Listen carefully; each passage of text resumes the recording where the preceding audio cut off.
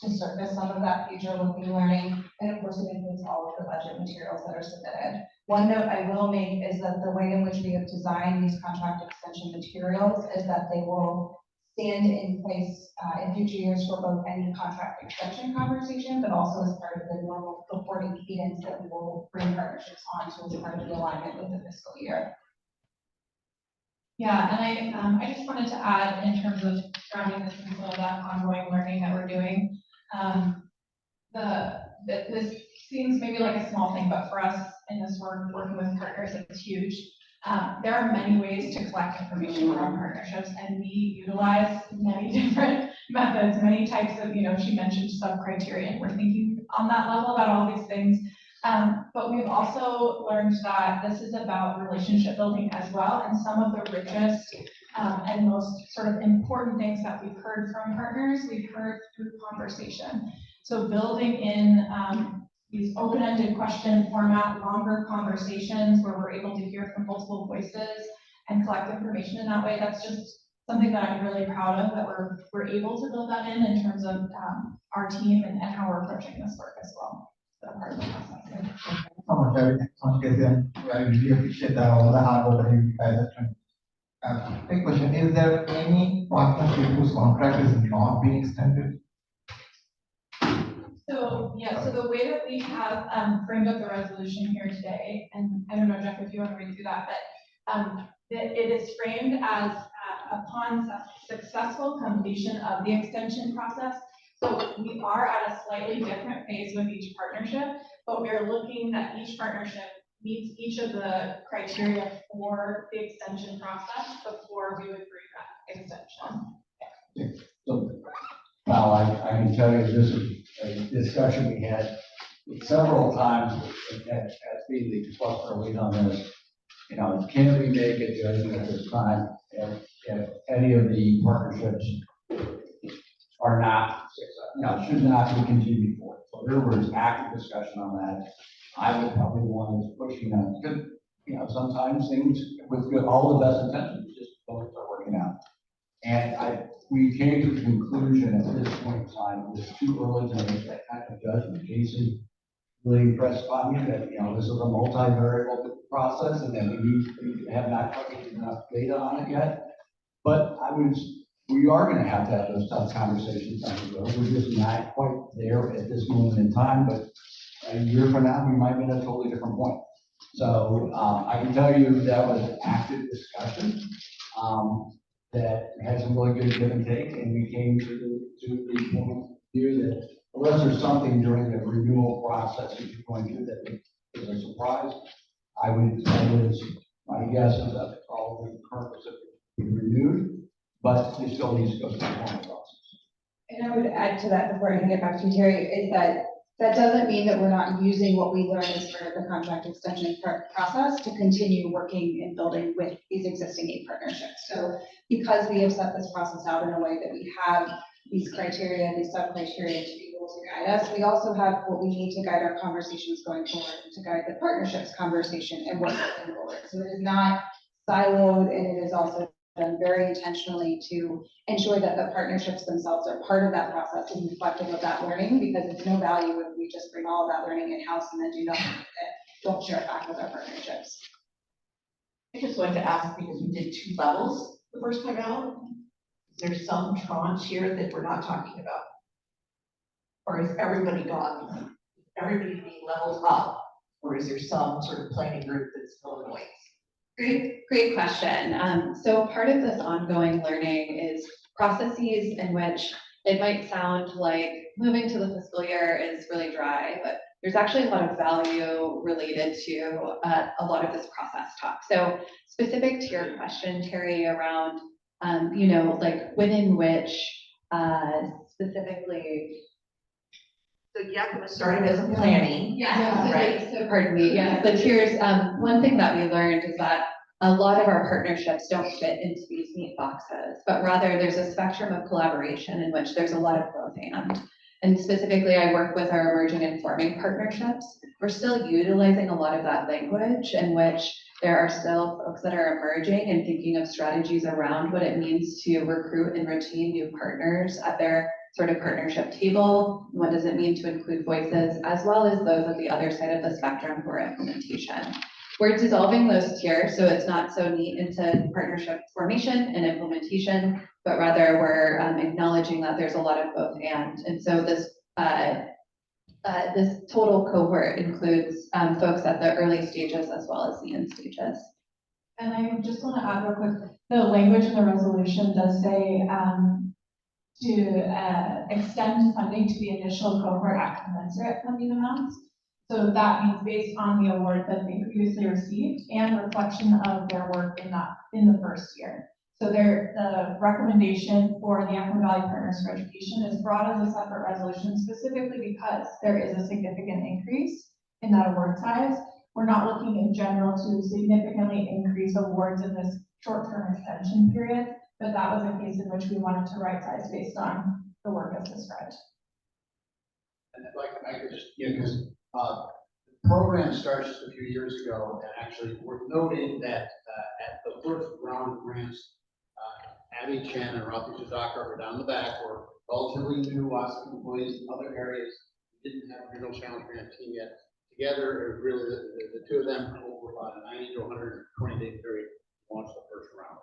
At that point, we were working with $6 million in what we extended appropriation. And so we made some framing choices specifically on this issue of large grants, smaller grants. That and we went into this knowing also the shorter term, a lot of this was meant to strategically fund a broad enough base of work to get it out there quickly to demonstrate the value of this approach. And so very consciously, we were not interested in simply cloning that framework from the first experience, into the continuing work, but to pull apart from it. Definitely never wanted to stick to short-term grants because building partnerships in social change is a long cycle body. Like we don't try to clone ourselves on scientific research, but there's some scientific research that if you want answers in 2 years, you don't know, it just doesn't make, there's no logic. Right? The other thing I think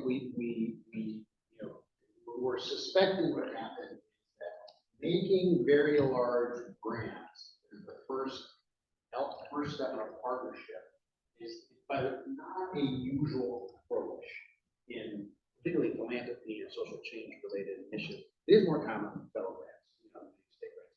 But we were kind of a very central strategy that at that point in time there was a lot of logic and reason to do what we did. We weren't sure it was going to hold. I think it's fair to say that we're in an approach now where the opening grants will be much less than back to the tier. It will be more like the first tier, and then they grow over time. Where the Yakima Valley Partnership is perhaps a more sustainable where we think we're going. But again, it's not cast in stone. But what I'm hearing is that no one that was funded in that, no matter what level, no one funded, no matter the level, is being left behind. That's what I'm hearing. So the answer is 0. There is nobody left behind. Thank you. Other questions? Just before we vote, these 3 resolutions together will challenge grants. And just so we know that all the money because we all live by biennial and supplemental budgets, this will close that gap and spend the funds needed to get out. Crystal, you mind pulling up slide 21? It's hidden. So it's a little sneaky. Sorry about that. So this will not. The total sum in our funding breakdown with our 3 resolutions is approximately, not specific to this up to piece for resolution 1, it is up to $6.4 approximate million. And our sustaining, let me pull up the total budget amount for that sustaining number. And the total account line and the sustaining current and new partnerships to enable evaluation is 12.75.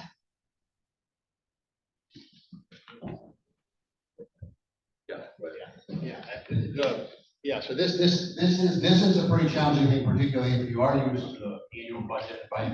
This is when the regional challenge grant was created, it has a separate fund. Fund that does not lapse at the end of a month, end of the fiscal year or a biennium, right? So it's a form of fund accounting, that means you can't quite do the same kind of snapshot, right? The other thing, of course, that is a strategic, because again, it's always, everything we do is we can say, there's a reason why that rule is there, why that approach there, the underlying strategy. And one of the strategies early on was, we want to make longer term grants that are longer than a biennium possibly, and who knows in the future, what might or may not happen. We want to be able to make longer term grants, certainly in a fiscal year, maybe even a biennium. We never want to have a contingent on funds we have yet to receive, because that puts you in a position of having to do a renege in a partnership. You can put the contractual provision in there that says, you know, if the budget turns south, we're just going to tell you, we said 3 years, but you're only going to get 2. And we decided as a partnership, relationship commitment, we would never make a grant that we did not have cash on hand in the fund to support over the length of the commitment, right? And so when you have to crunch for all of those numbers, and basically, and so therefore there's never spending any time to keep get there, right? But basically, I'd say I think it's fair to say we have committed the vast majority of the funds that we see coming forward over the appropriated funds, not the anticipated next biennium, but they are forward committed to future years. But none of them are more than a 2-year contract, right? That's the longest one is a 2-year one. And according to the document, they all end, what you committed ends in 2025.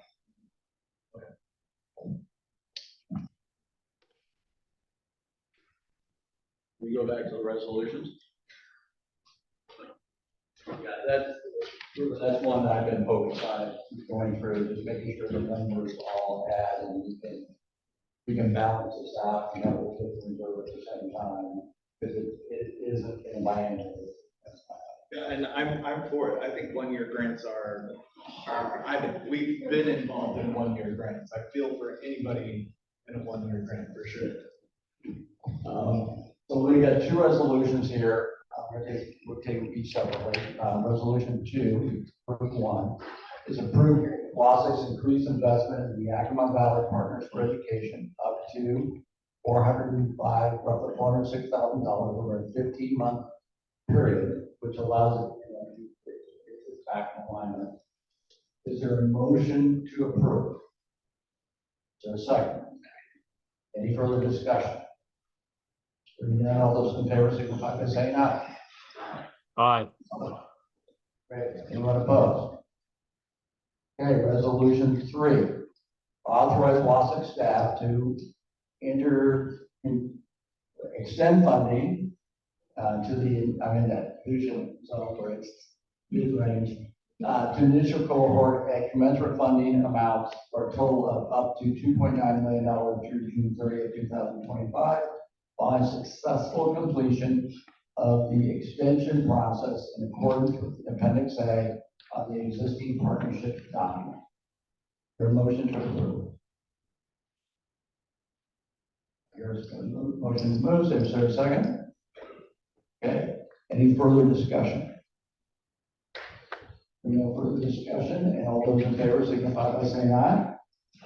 Aye. Anyone opposed? It's approved.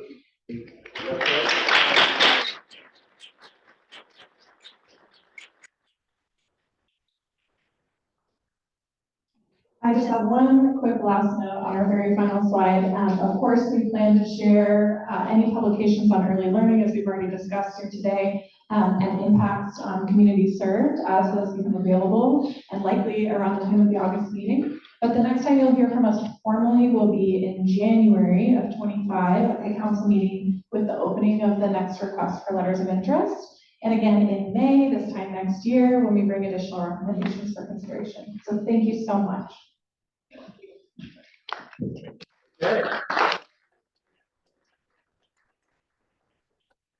We're going to take a break for lunch. We will be back at 1 o'clock. I again apologize for having to leave, the field early, but you're in very capable hands with Chef Charbonneau, and I will be listening in and driving to see that. Okay, take care.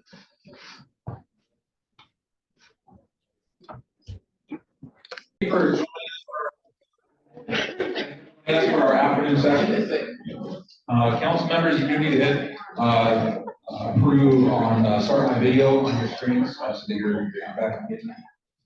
For this afternoon, we're gonna start off with understanding some non-credit pathways, and I'm gonna turn this over to Councilmember Paul Francis, to lead us through this.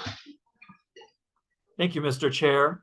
Good afternoon, everybody. I want to begin by thanking Mike Miotti, Abby Sheehan, and Inez Olive, our small little non-credit team at the WSAC, for the opportunity to have this discussion.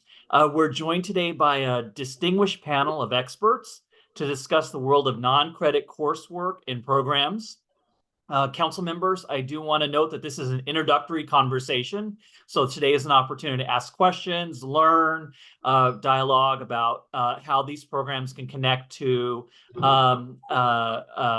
for credit programs and what other states are doing, really just to get an environmental scan as we begin this conversation. There is some background material in your packet, so hopefully you've had a chance to review that. One of the important things I think to note here is that when we're talking about non-credit programs and courses, we're not just talking about personal enrichment, you know, the pottery class that maybe somebody wants to take. I think a lot of times when we talk about non-credit or continuing education, maybe that's the thinking, but that is an outdated model here. And you can see by the list in the materials, as I referenced this morning, we're talking about quite a breadth and depth of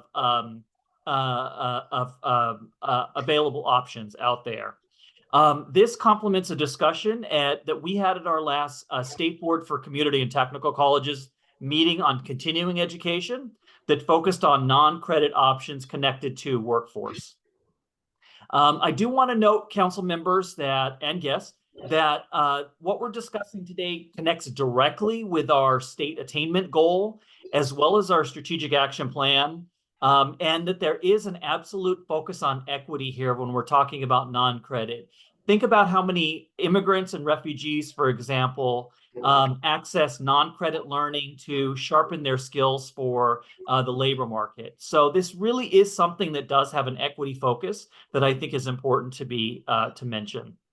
So we're pleased, as I mentioned, to be joined by 4 outstanding panelists. Dr. Michelle Van Noy, who is Director and Associate Research Professor of the Education and Employment Research Center at Rutgers University. I've had a chance to hear Dr. Van Noy speak before, and she's terrific. Clarissa Pruneda, I hope I got your name right, Clarissa, Director of Workforce Education at Columbia Basin College. Dr. Christy Harder, Assistant Vice President of Professional and Continuing Education at Eastern Washington University, and Meg Lindsay, Workforce Manager at Providence Healthcare. We'll have about 60 minutes total. So as I mentioned, council members, please feel free to ask any questions you have. This is meant to be an open discussion. So I'm now going to turn it over to Dr. Van Noy, who is going to share her research with us and provides some context setting of the national landscape around non-credit. So I'll turn it over to you, Dr. Van Noy. Thank you so much, Paul, and thank you so much for inviting me to be part of this conversation today and to share some of the work that we've been doing at my center. So I have a few slides I'm going to try and share with you today just to walk through some of the research that we've been doing at EERC, and I'm going to just share a lot of content. Some of it I'm going to, suggest I'm going to give you a little flavor for what we have and suggest that you check out some resources that are available on our website to get more detail on some of the reports that we have. But I'm going to spend a little bit of time just talking about a couple of things that we're doing. One is around non-credit education, and the other is around non-degree credentials. And there's kind of a real overlap, an intersection between the two, but there's slightly different issues at stake with each of those. And I think that probably, I'm sure you're thinking about both of those at the state level, and they're both important issues. So I'm going to just first spend a moment talking about our work on state non-credit data and trying to understand the landscape around state data. I think that's kind of one of the foundational questions. And I should say that, my preface my talk here is also that with both of these areas, I think there's a lot of question around quality. Everybody wants to understand, are these good investment time and money? And, how do we get to understanding that? One is, of course, we need data so that we know what outcomes are. And we also need to think about systems and standards of quality. So both of those ideas are kind of important in the work that we've been doing. This first project is really the foundational piece of all of that, which is how do we get to the data? And so, clearly I know many states are thinking about how to build the data infrastructure. And, we've been working hard with a lot of states just to learn from what states are doing and help facilitate the sharing of practices. So I've been working with a team of researchers on this project, really motivated by the kind of increasing relevance of non-credit education. We know people are interested, states are interested, but at the same time, that these investments and enrollments are increasing, we also know that data is very limited, very mixed, and very much emergent. So I think across the country, we do see, it's not all like glass half empty here. That a lot of states are doing work in this area. There are data, but much of it is emergent. That's one of the things you'll hear from my presentation, is that it's sort of a data journey, that these data are being developed over time. But it's important because it's, non-credit education does account for a large part of activity within community colleges. As Paul said, a lot of that is, occupationally oriented. It's driven by workforce needs. We saw from another project I won't talk about here, but, one of the national trends is that we are seeing institutions are shifting more of their non-credit energy into workforce programs and less into avocational and recreational. I don't universal across the board, but we definitely are seeing inklings of that trend from institutions we speak with. So that, of course, this becomes important with discussions around short-term Pell at the national level and just increased state investments, trying to understand what's happening here. And so, but we do realize, as we've been talking with more states around non-credit data, and you may be struggling with this as well, is just a lack of consistency around definitions, around how do we think about non-credit? What is it? That's my big question right now, is what is it? How do we describe it? We know that there's different kinds of non-credit, but what is it, right? So that's kind of what our project is about. We've been working with several states that have data, trying to look at what they're doing, document it, come up with commonalities, the data taxonomy that we've created from that work. And we've expanded this to several other states that we've been working with, and many of these are emergent in their non-credit data systems. And so this is really just trying to map out that landscape and facilitate sharing. So one important piece of this project is bringing together states in a regular learning community to share practices. And hopefully some of you all in the room maybe, are on our mailing list to come to that, and certainly others are welcome if that's relevant for you and of interest. We want to encourage that sharing of practice. Through that project, as I mentioned, we sort of have this taxonomy that we've been developing. We've been looking at a variety of different characteristics of non-credit education at the program level, just to help us understand what the infrastructure is to measure it. What are we measuring? So we're looking at, are we talking about courses or programs? And different, it depends on the institution, the state, what the unit of analysis is, if it's a program or a course. How much are collecting outcomes? How much do we know about the instructional characteristics? And other items. I'll talk more about that as we go through and share some of the findings. We do have a few reports that are available. One is a taxonomy, like I said, around the data, and the other is kind of more of a how-to for some states. So I'll just give you some highlights from the how-to and encourage you to take a look at some of these, these findings in more detail. So I talked about the different types of non-credit, and really, what we've learned from looking at this over time is that there's different types. There's a lot of stuff going on in occupational, and I would actually argue that there's many more types within that occupational area than we've currently mapped out, but that's a topic for another discussion and further analysis. But there's also, we know that, within that there's contract training and individual courses. So within the occupational area, we have contract training, oriented towards employers, and occupational training oriented towards individuals. We also know that there's personal interest, recreational, and there's also pre-college and developmental kind of basic skills. That's another area of activity. Sometimes there's a little overlap there too, where there might be vessel programs and sort of where you integrate the workforce into basic skills. But these 4 categories at least give us a starting point to talk about, and we can go from there. And so if you look further in our reports, you can see we have some information on, how much each state is devoting to each of those topic areas. But another finding that's important here is the importance of partnerships. We saw that from the states we've been working with, that to build up these data systems that really help us understand what's happening with non-credit. There's different departments within states that are important to partner with. Looking at outcomes data, for example, certainly to get wage data is important, but also to get attainment information on industry certifications or licensure. Actually, certainly you can get information on licensure from other departments within the state. There's the importance of connecting with the National Student Clearinghouse to look at how much students are progressing from non-credit to credit. That's a very important question if we think about outcomes. We have some other research that I'm not going to talk about today, but also that synthesizes the research on that progression from non-credit to credit. And, it's certainly an area where we need to understand more. We don't see a lot of evidence of that progression, but it's something we need data on so we can track. So bottom line is that the partnerships are very important for us to get to those data that are important for informing all these important questions around student outcomes, both in the labor market and in terms of completion and ongoing education.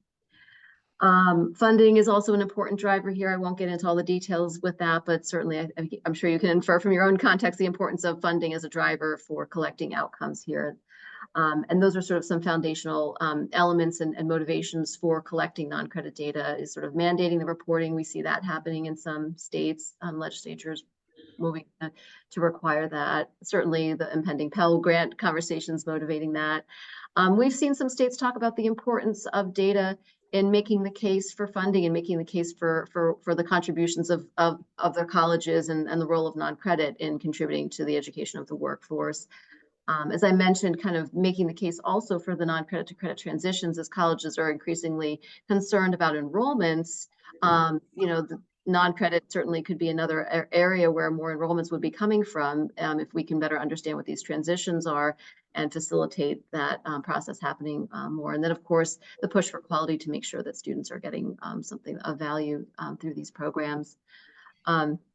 This is a glimpse of that data taxonomy I mentioned. And so looking at the first 3 states that were involved in our project, Iowa, Louisiana, and Virginia, we see that they all have information to some extent about the purpose and design of these programs, information on the field of study, type of non-credit, how long the programs are, credentials associated with them. To some extent, there's information on outcomes, including, like I said, completion, labor market, and then credential outcomes. There's some basic information on demographics and enrollments. Of course, demographic information is a little bit spotty. We've seen a lot of missing data. That's a place where more work needs to happen, but certainly at least the fields are there so the data can be collected. And then, of course, there's some information on finance and whatnot. But so this is just to give you a map of sort of some of the data elements that states have. And we're continuing to refine and build this. As I said, we have 5 more states that have been working with us to kind of document their non-credit data and then to inform our understanding of kind of how they're defining data to update this taxonomy. So later in the year, we'll have a new version of that. I don't want to go through all the findings here. I feel like I'm presenting a lot of information and I want to get to the non-degree credentials, but I think there's a lot that can be learned here through these data, and I'll just encourage you to kind of take a look at our final report on this. But I want to just talk briefly about the kind of roadmap we have for building up the data infrastructure. If your state has begun collecting non-credit data, it's important to kind of take an inventory of what you have. And I know that I'm sure that, in Washington, I know Washington's a strong, data system and infrastructure there. So kind of really mapping out what you have, thinking about what's there. And then, as I've said, a lot of this process is iterative over time. And so we've worked with states that, have systems, but are still working on improving them, improving the elements in them, working with institutions to better collect the data. So kind of building up with some of those essential items and then trying to add to them over time and refine that, and really ensure that kind of understand the multiple missions of non-credit is captured here. I think it is a complex area, and that's one of the things that is challenging is to effectively measure the different kinds of programs that are here in non-credit, the variation in length, and all of these different things makes non-credit slightly different. We just need a more refined understanding relative to degree programs, which we have a much better understanding of what they include, what the content is. Certainly finding a data platform that allows for connectivity with other systems is a challenge and an important challenge to tackle. And then, as I mentioned, the partnerships. And some of these things can be happening simultaneously, but these are all sort of important elements we've observed from other states. And then, kind of viewing this as an ongoing process. So that's kind of, I wanted to just share sort of that snapshot of some of that work of what we're seeing from other states around the country around building a data infrastructure that, it's really not something that's ever completely perfect at this point. We've seen there's a lot of work to be done to build this, but I think there's some good examples out there. And I encourage you to take a look at some of the reports that we've had and, talk with some of these other states. And again, of course, I'd love to, listen also to some of the work that you've been doing in Washington, because I'm sure that there's a lot of good lessons from the work that you all have been doing that can help inform this national conversation as well. So we, are glad that, I know you're all working on this topic as well. So that's, really great. So I wanted to spend a couple of minutes. I hope I'm not talking too fast. People say that sometimes from New Jersey, I talk too fast. So I apologize if I'm throwing too much information at you all, but we do have a lot of things going on and things I just wanted to draw your attention to and begin to raise some topics for thinking. The other area that I've been spending a lot of time thinking about is non-degree credential quality. And we've done kind of a national landscape of organizations that are beginning to shape that conversation. And I just want to spend a couple of moments, and I don't know if are we stopping for conversation? Should we stop for questions now or we do that later? I don't know what's the best format here, but. Whatever you prefer, Dr. Van Noy, whatever works best for you. Should I stop? Does anyone who ask before I launch into the non-degree credential topic, does anyone want to follow up with any questions around the state non-credit data topic?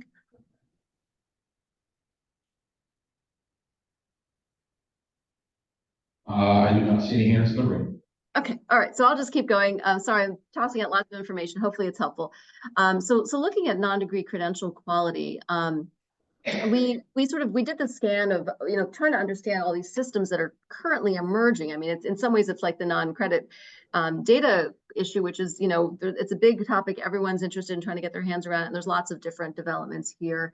So we did a set of interviews with different organizations that are sort of operating at the national level to look at what they're doing to try and promote and establish systems around quality. And a lot of that is focused on state. So I think it's interesting to hear and hopefully helpful to think about it from the state perspective to see sort of what a lot of organizations are doing. And I'm sure that many of you are aware of a lot of these organizations and their efforts, but just to frame all of it, one of the ways that we think about quality, I know there's a lot of different definitions of quality, but if you try and conceptually think about it, there's different kinds of ways of thinking about quality. Part of it is thinking about the credential or the program itself. How is it designed in a way that's quality? And this is, thinking about it this way helps you think about where to act. Because if you think about how it's designed, you're looking at the institution or the credential provider to think about how you can make improvements there, right? And that's your, we're looking at sort of how those credentials then lead to people who have competencies that are of value. So really, are they skilled? Do they have the competencies that the credential seeks to give them? And then does that skill lead to an outcome of value in the labor market or in the workplace? So are people earning more? Are they more productive? Are they completing degrees? That's really, that's sort of, you can measure that at the individual or the employer level. But in some cases, you might actually have a very skilled person who doesn't have high labor market returns. And that's where we look at sort of these labor market processes, because sometimes there are other factors at work here, other institutional factors that can help translate a credential that might be very high quality design, leading to skilled workers, but not leading to outcomes of value, perhaps because the credential is not recognized. Employers don't understand its value yet, but maybe it's still producing skilled workers. So that's an information problem. Or perhaps you have a situation where the labor market doesn't value people at the rate at which they're skilled. I mean, we look at a lot of low wage occupations that we think are socially very valuable. We don't see outcomes of value for early childhood workers, but we also think that they're very important. So I think I try and offer this set of definitions just for thinking conceptually about how we define quality to help us understand what the problem is. So anyway, which is all to say that also some of those definitions may differ depending on the stakeholder we're looking at. So the way you define quality may need to be tailored for that stakeholder. So the other point I just want to make here, and I'm gonna not go through all the slides I have here, but just when we think about promoting quality, there's a few different ways we can think about it. One way that states, and I've seen other actors promote quality, is providing information that would inform individuals or organizations. So that's one way. We also say there's ways that you can set norms, and I think at the state level, you're in a really great position to do that. Also, to set policy, right? So to have rules and guidelines, but also to try and set standards that will encourage other actors to follow. So it's interesting that there's a lot of different ways you can approach it. You can provide information. You can also say this is a standard, and then you can set policy. All of these things together can make a difference. And different organizations are trying to influence both individuals as well as the credential providers to promote quality. So there's multiple ways that you can act. I'm going to leave you with this complicated diagram. This is probably something for folks to take a look at another time when you have a little bit more information to look at this. But one key takeaway I want you to think about too is that as you're trying to map out the non-degree credential quality ecosystem, know that there are different kinds of non-degree credentials. I'm sure folks in the room are aware. You've got certificates, some are non-credit, some are for credit. You've got certifications from industry, you've got licensure, you've got badges and micro-credentials, apprenticeships. Many of them are coming from or being awarded by different kinds of organizations, which means that there are different ways that you can influence them. So it's a complex system, but if you start to map it out, you might find ways of creating a system that's robust, that builds off of some existing levers for promoting quality that you can influence. So I guess I try and think about all this as it's a complicated system. We're trying to distill it, but we also want to recognize the complexity so we can build off of it and simplify where it makes sense. So I won't go into all the different influencers. I'm going to suggest you take a look at our report. I feel like I'm coming up on time and I don't want to take up too much of everyone's time since I know we have others here and a great conversation to come. But I want to encourage you to take a look at some of the resources that we have on this topic, and hopefully these will be helpful for thinking about how you build that system. And also want to mention that we have another research collaborative, the Non-Credit Research Collaborative, which brings together a group of national researchers, myself, as well as others who are taking a look at some of these important questions around outcomes from non-degree offerings, as well as non-degree credentials, and trying to look at the impact that they have on individuals and society. So I hope these resources are helpful, and I'm happy to answer any questions that maybe are here in the audience or participate in the discussion as we go forward. Good. Thank you, Dr. Van Noy. So it sounds like I think certainly getting connected with some of your ecosystems and what other states are doing. I've heard about Iowa, Louisiana. I've talked to folks in Virginia that been able to secure state funding for this. So it's very interesting kind of how far along some states are. And certainly you mentioned this. We're very lucky in Washington to have the Education Research and Data Center. So we've got this kind of centralized data warehouse to build upon, which I think is a nice foundation for us. So that is exciting. Great. Okay, let's see.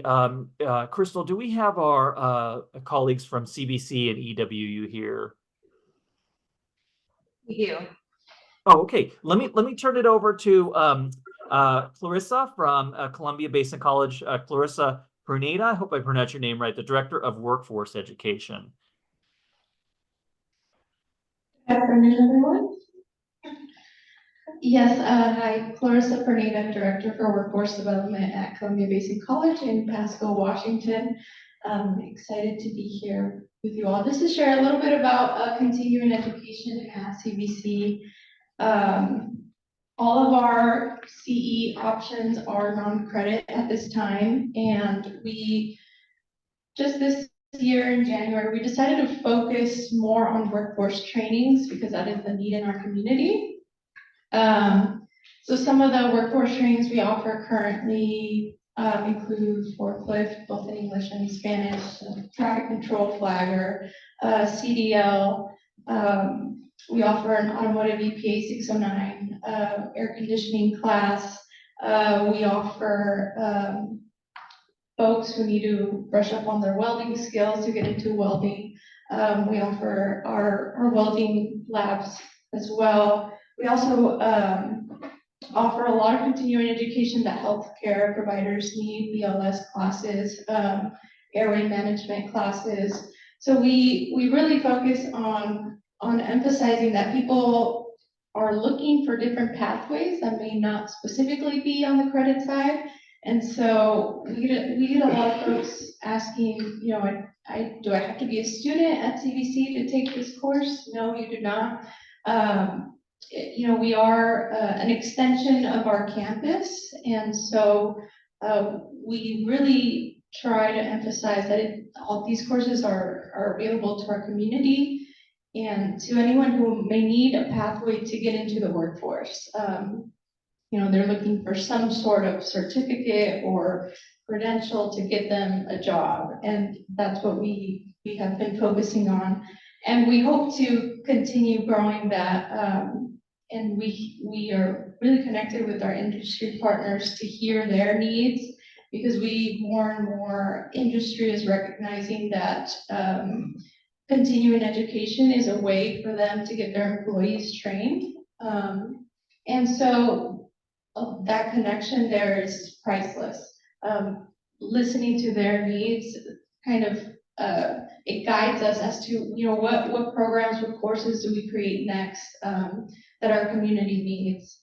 And of course, there's always some challenges. There's always been, I think now it should be a myth, we're not stealing students from the credit side, right? We're not trying to take away from the academic side. We are honestly doing the opposite, because continuing education, any non-credit pathway can lead a student to the credit side. So it can be a pipeline to the academic side, and more institutions are paying attention and realizing that, which is a big step, because particularly at our college, continuing education was not really at the forefront of the administration's thoughts and needs, but now they're seeing more and more, especially because industry is asking for it specifically, that we need to grow, and that CE is here to stay, and that it is a revenue producing for the college. And so, we're lucky that our president, Dr. Woods, she's now very, very supportive of our continuing education program, and is kind of leading the efforts so that people can realize that we're there and we're part of the college, and we can offer that assistance to industry to help their employment needs. And continuing education, it's really flexible. We're able to, credit bearing side, and there may be more barriers. It's more time consuming to add a class or a program, but we're able to act quickly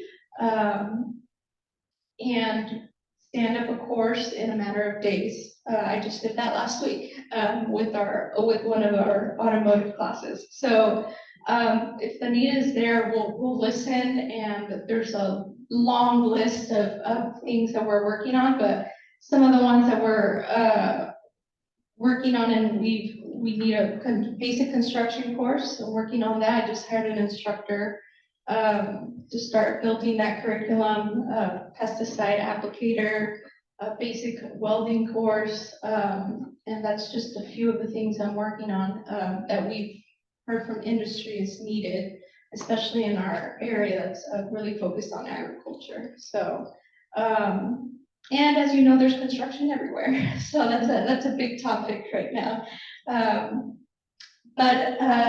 Yeah, we're really focused on that and trying to work through the challenges. At most continuing education programs, at least in community colleges, they live and thrive off of revenue. I mean, that's just the reality. We have to make a profit in order to stand up new courses and new programs and to pay our instructors. We, unfortunately, our state item is not as developed with financial aid for continuing education. Typical FAFSA, WAFSA funds do not apply to non-credit programs. So looking at other funding resources is also really important, because we get a lot of community participants asking, well, the course, I want to take the course, but it costs money and I don't have that right now. Is there financial aid? Is there some sort of help? And connecting them to resources around our community, like WorkSource, OIC, to our Workforce Education Center on our campus, that's been really important to get those folks into those classes, considering they don't have traditional financial aid as an option. So That's a little bit about CE in my world. I'll go ahead and pass it on to Dr. Harder. Good afternoon, everyone. My name is Christy Harder. I've been at Eastern Washington University since September 1st, when they reestablished the Professional and Continuing Education Unit with my hire. That closed it down for the previous 2 years, and much like Clarissa said, our president is very much in support of what we do as a university needs to continue after we support people with their degree. So she, when she came from Southern California, asked that we reestablish a unit.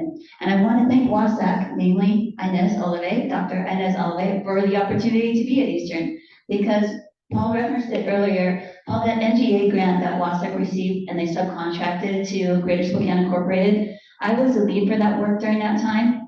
And after probably close to 100 hours of meetings, Eastern Washington University, Jackie Coombs specifically, she's their associate vice provost, was interested in providing students verified credentials for what they were doing for their summer internship.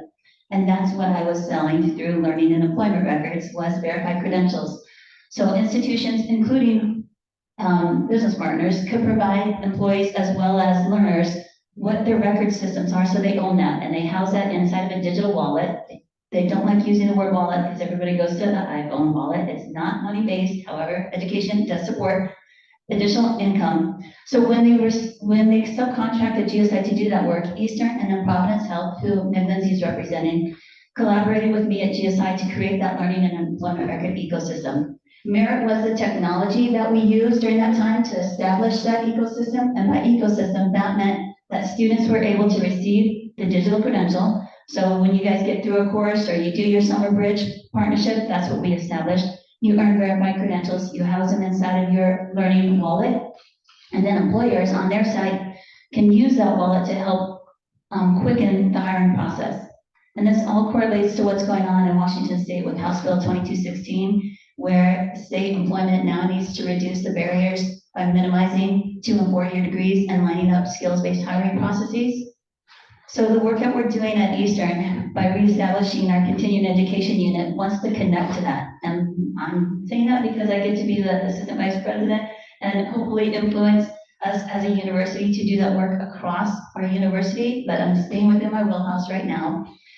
The evolution of the work that we had with the NGA grant was next to, it's called Skills Forward. If you have a chance to Google that, they provided 7 different grants. Skills Forward is an initiative funded by Walmart. The Walmart Foundation lead on this is actually an Eastern Washington University graduate. His name is Sean Murphy. And then the director of the Skills Forward initiative, her name is Dawn Carver. She's been with the Spokane Workforce Council for 17 to 20 years. So they have a huge connection to the support and the evolution of the work that we're doing in Eastern Washington and specifically EWU. But that work is a national initiative to evolve learning and employment records around skills-based hiring processes to support people's experiences and degrees, everything from what we're doing when we are in our current work, and Providence is providing fantastic professional learning to their employees, to what they then earn as a nursing degree and or a doctoral degree in our university settings. So my hope is that we can use that to establish partnerships between what we're doing with community colleges, 4-year institutions, and our business partners, so that people that are at work and doing earn to learn programs like Meg will talk about, we could then credential them. So in Spokane, I was able to convene our 5 healthcare partners. And so that's Providence, Multicare, Eastern State Hospital, the VA, and then Chas Health. So we're working from the gamut from low-income populations to federal and state support, as well as private institutions, with the idea of understanding what they are doing for their own training and what they need for training, so that we in the community colleges and the 4-year institutions can provide that need. And then over time, what I'd love support from WSAC and the state level to do is how do we work collectively together for people that are employed, receiving training, to be able to turn that into either continuing education, and then we line out stackable credentials, as CWU was talking about earlier, so that they can earn credit for their current work. An example of what we could do at Eastern specifically is we've gone through a review process, and many of our programs offer certificates already. An example would be in design, they offer a UX, user experience certificate. It's 3 courses. They earn that cert as they go through the program. Well, now, according to our review process, that has to become a minor if they want to keep it in a degree, and or it comes to professional and continuing education. So my theory is, let's offer that to our high school students, those 3 courses, and they could possibly leave high school with an AA degree, but they could also leave with a certificate. And they take that certificate and they move that into their employee world. I mean, from the data we just talked about today, we may have 60% of our high school students going into the workforce. So to support them with opportunities around doing that successfully and keeping them tied to 2-year or 4-year degrees is what my hope is by creating this type of connection and model through our continuing education units. It was Chair Vincent who was asking for proposals around how to make supports evolve, and that's my proposal. Use your continuing education units in your 2- and 4-year universities to connect to our high school students, for those that are going into the workforce, to continue to offer them education opportunities. We already have this approved, at least these certificates I'm talking about at Eastern in the curricular level. It's very challenging to do this.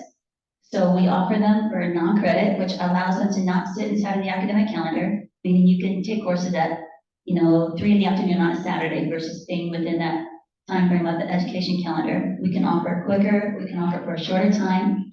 We correlate with our university to say they've gone through these 3 courses, they get non-credit, they want to change that into credit, they pay the transition, and maybe that's where part of the support from WSAC could come from with the different types of funding opportunities, allowing users to change their non-for-credit into credit to then enroll in degree programs.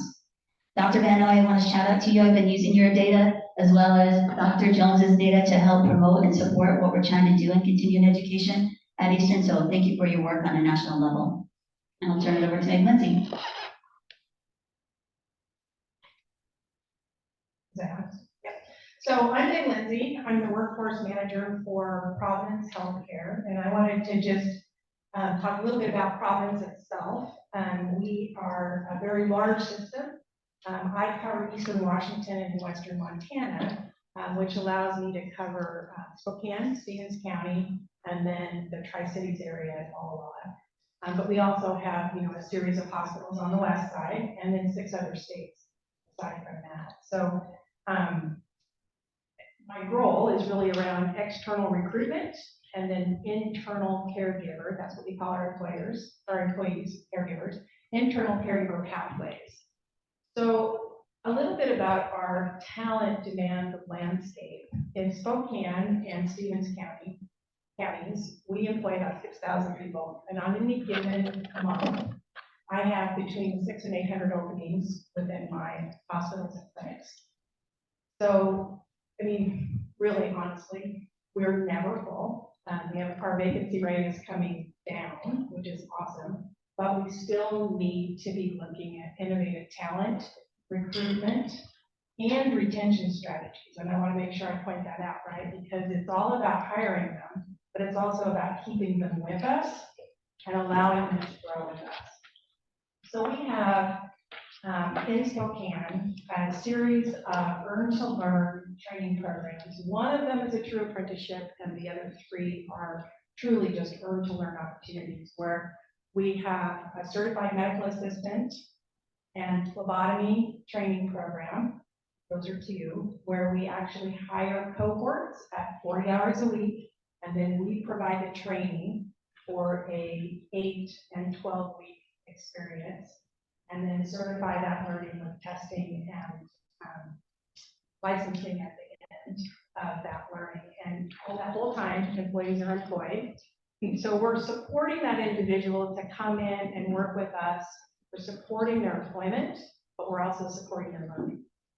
So a benefit for us is that we get to train them, exactly to the Providence policies and standards, which is incredible. Our core leaders love that. But we also get to support them along the way, right? So we do support them with wage, but we have a lot of supports in place that allow them to be able to continue to work, get to work, stay at work, access childcare, and some of those opportunities. I do want to point out that we are partnering on the Good Jobs Challenge grant with WSAC around supports of our training programs, and we truly appreciate that assistance because it really does take a village. So they are able to provide some supports that we are not. I just want to make sure we have that out. We also have a medical assistant apprenticeship training program. We partner with a state provider, and once again, within 15 months, 12 to 15 months, we have fully employed medical assistants that can continue their learning. So why do we do that? Because we really have to think about how we can create some innovative talent pools, right? So working with our community and working with those in our community who are not currently employed, how do we encourage them to come and work with us? This is one way. And then how do we encourage them to stay? So we have a pretty robust tuition education benefit that we have within Providence. We utilize a platform where you can create a profile, you get a little bit of assistance, you get a menu of opportunities. Some of them are local institutions and some of them are not. And then we encourage our employees to continue that learning and complete that education pathway. So when I say 600 to 800 openings, I mean, that's anything from our very most entry-level positions to neurosurgeons, right?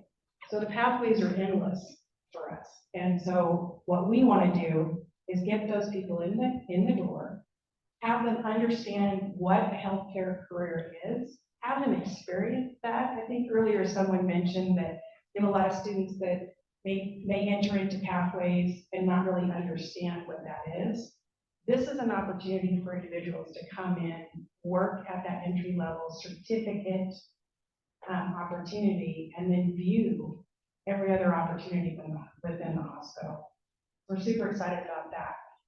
I also wanted to point out that within that talent pool, we have just recently developed a high school internship with our skills center in Spokane, where we're actually paying them clinical time for their healthcare certificated programs.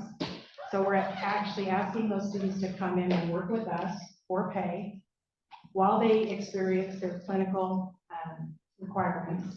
And then, of course, we're hoping to employ every single one of them as soon as they graduate and then help them with their next step in education. And then along with that, we have a very large immigrant and refugee population in Spokane. And we're working with that community to help provide some English as a second language within our walls so that as an entry-level employee, they can come in and during work time, well, it's actually half and half. It's an hour of their shift and an hour after their shift. Provide them with some English language instruction that allows them then to have that language skill to go on and develop into certificated opportunities. So in any, our programs probably support around 300 or 400 individuals within a year's time. And we also have some opportunities where we're paying college students to come in and have that experience as well. So I don't want to say that it's just on credit, but for training programs part of credit. We do want to, in partnership with the community, work on that learning employment record piece that Christy was talking about. It's very important for us that the people who come in and learn with us understand what they're learning and what that value is. And by putting that piece, basic life safety is a great example, right? Every healthcare provider across the state requires that as a condition for employment. If they have that in that learning wallet, they see that value already. So we're very excited to be partnering on that kind of work as well. Thank you. Great. Thank you. Thank you to our panelists. Mr. Chair, I'll turn over to you. If you have. Thank you so much to all of our panelists. Just a couple of questions that I have, and then hopefully more will come along as well. I think I saw in one of the slides that Dr. Benoit shared with us. I think I read it correctly, but maybe not. We have about 6.1 million credited students enrolled, and then about 4.1 non-credited across the United States. I believe is what those numbers were.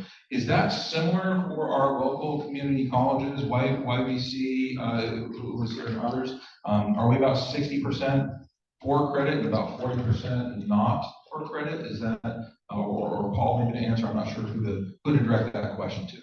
That's not true for us at YVC. I am Pedro Navarrete, the College and Career Readiness.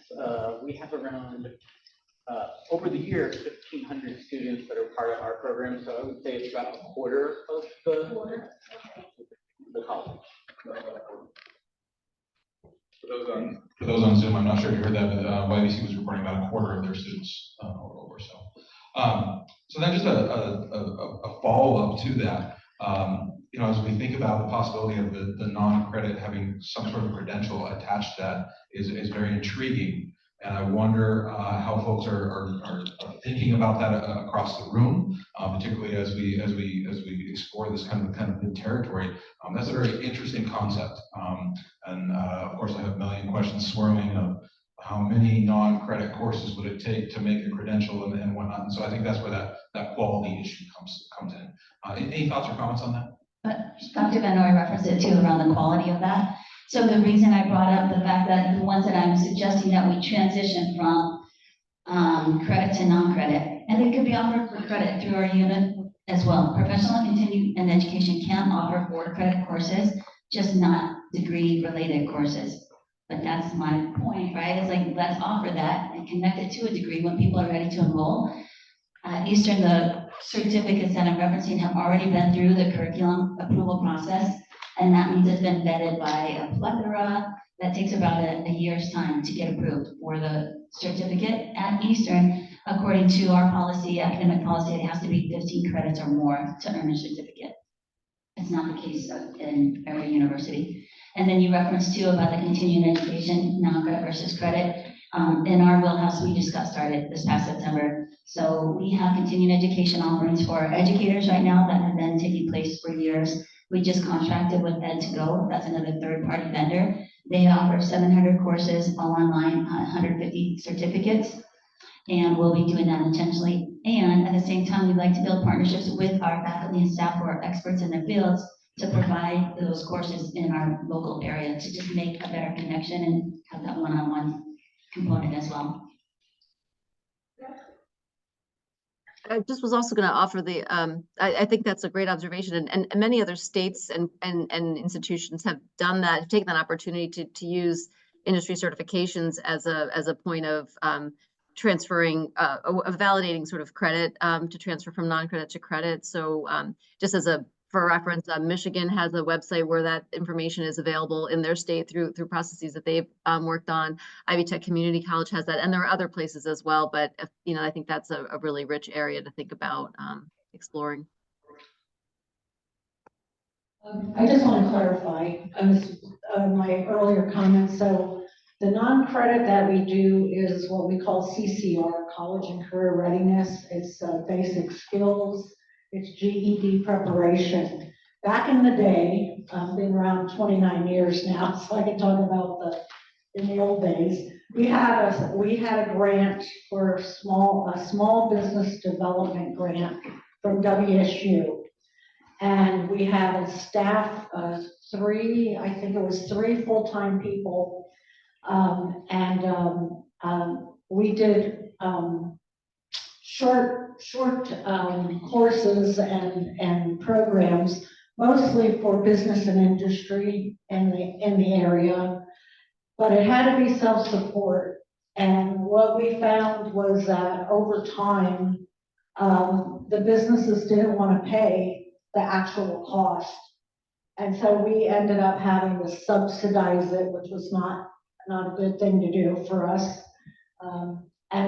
So there's still that grant is still there, but it's with the YCDA, the Yakima County Development Association, I believe at this point. It's either that or the chamber. So there's still, and then there's only one person doing it. So ours is not a full-blown non-credit program as other colleges have.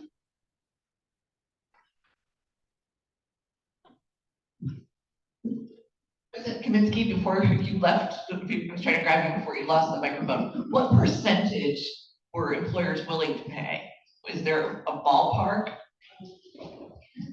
It it wasn't nearly enough. It was much less than I mean, it was a cost to us because we couldn't use our regular faculty to teach those programs. They were already fully subscribed teaching the credit programs.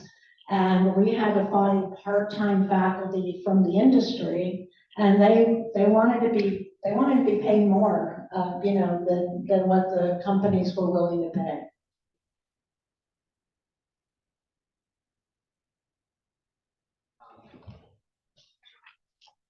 Oh, okay, maybe Eastern University friends can help answer this question. Is there an opportunity for students to, let's say a student is on a path to get a degree, but they want to get some credits to get some experience elsewhere? Are they able to maybe partner with the university faculty members to get credit for a particular course? And I'm an example of this. When I was a student at Men's Community College, I did the staple internship, and the college did not have a credit that will count towards my degree. But as a student, you have set a number of electives that you can add to your degree, and I was able to talk to a faculty sponsor to get that going, so that at the end of the day, that internship would act as an elective for me, because it was kind of connected to my career path as a political science student.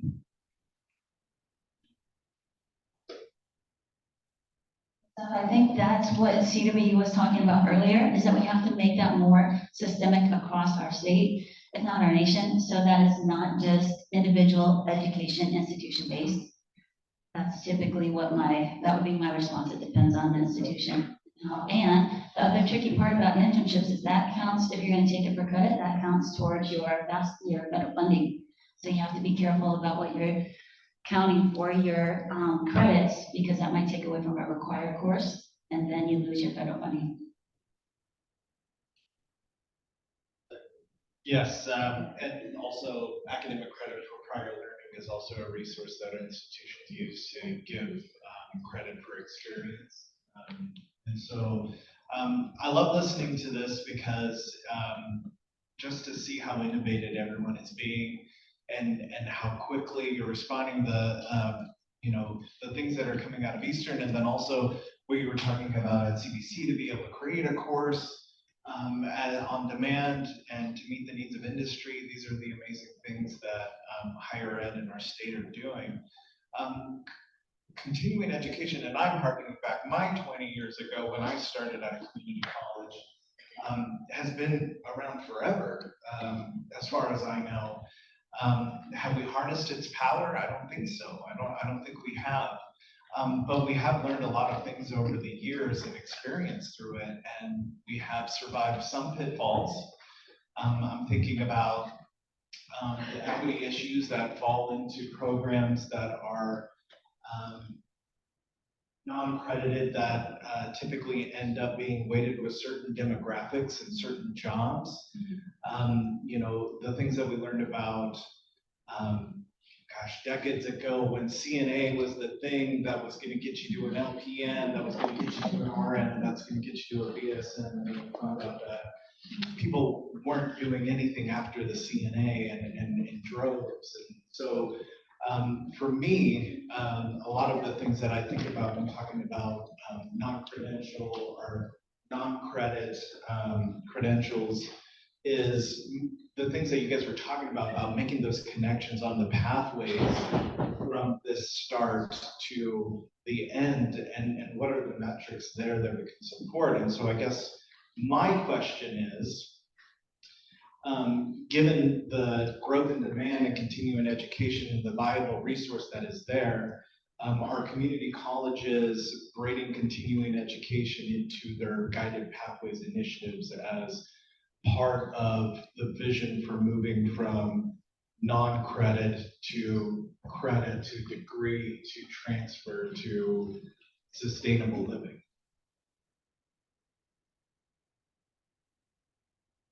Yeah, so that's the goal.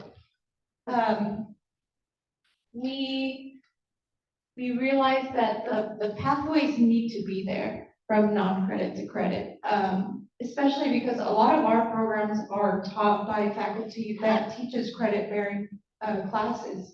So why not just make the transition from for those courses to either lead to earn them credit for the credit bearing side, or to, give them a leg up to join a academic program. These are the questions that we kind of battle with every day to get people to understand. Because like you said, CE has been here forever. But people, I think, when they think of CE, they think of personal enrichment, which that's what it used to focus on a lot. And I have a course catalog from 1994 from CBC.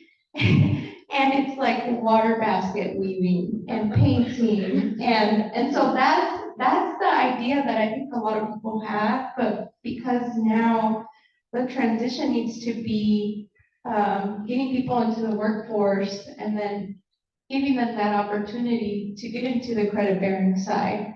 And it's a challenge because there's a lot of differing opinions on especially the academic side. There's a lot of barriers to standing up a course on the credit side. And curriculum committees that you have to go through, get your courses approved.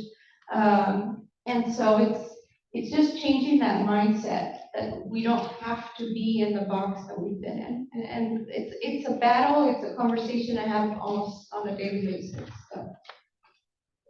I think I've seen at least 3 different folks that want to comment here. I know that Paul has his hand raised, and we'll come down here and then back over. So Paul?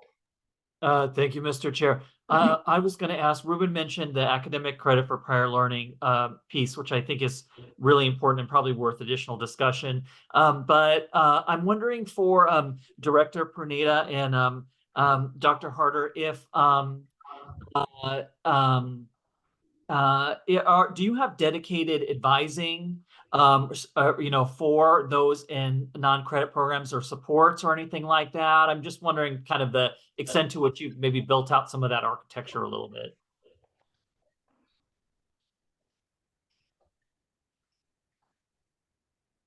So at CBC, no, we don't have a specific advisor for non-credit programs. And I'll just be really honest, I am a continuing education department at CBC. It's just me. And I work with my Dean of Career and Technical Education, and he and I, put our brains together and think of ideas. But the reality is, another challenge is that we don't have enough staff.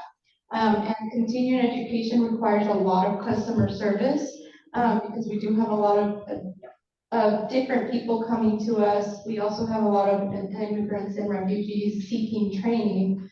So the language barrier is there. And so it's a challenge in that the fact that there's only one position at CBC fully dedicated to continuing education says a lot of where we need to go. So we need a staff to help the community, especially to recruit and to also help the folks,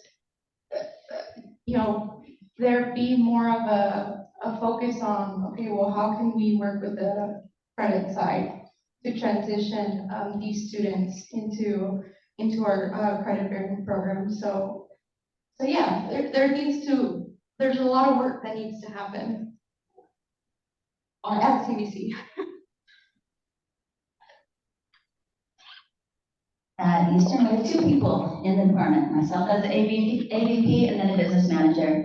We are just purchasing and implementing software called Campus CE, which will allow our learners through our professional and continuing education unit to enroll without all of the enrollment requirements needed to get into a 4-year university. That's what's been happening in the past.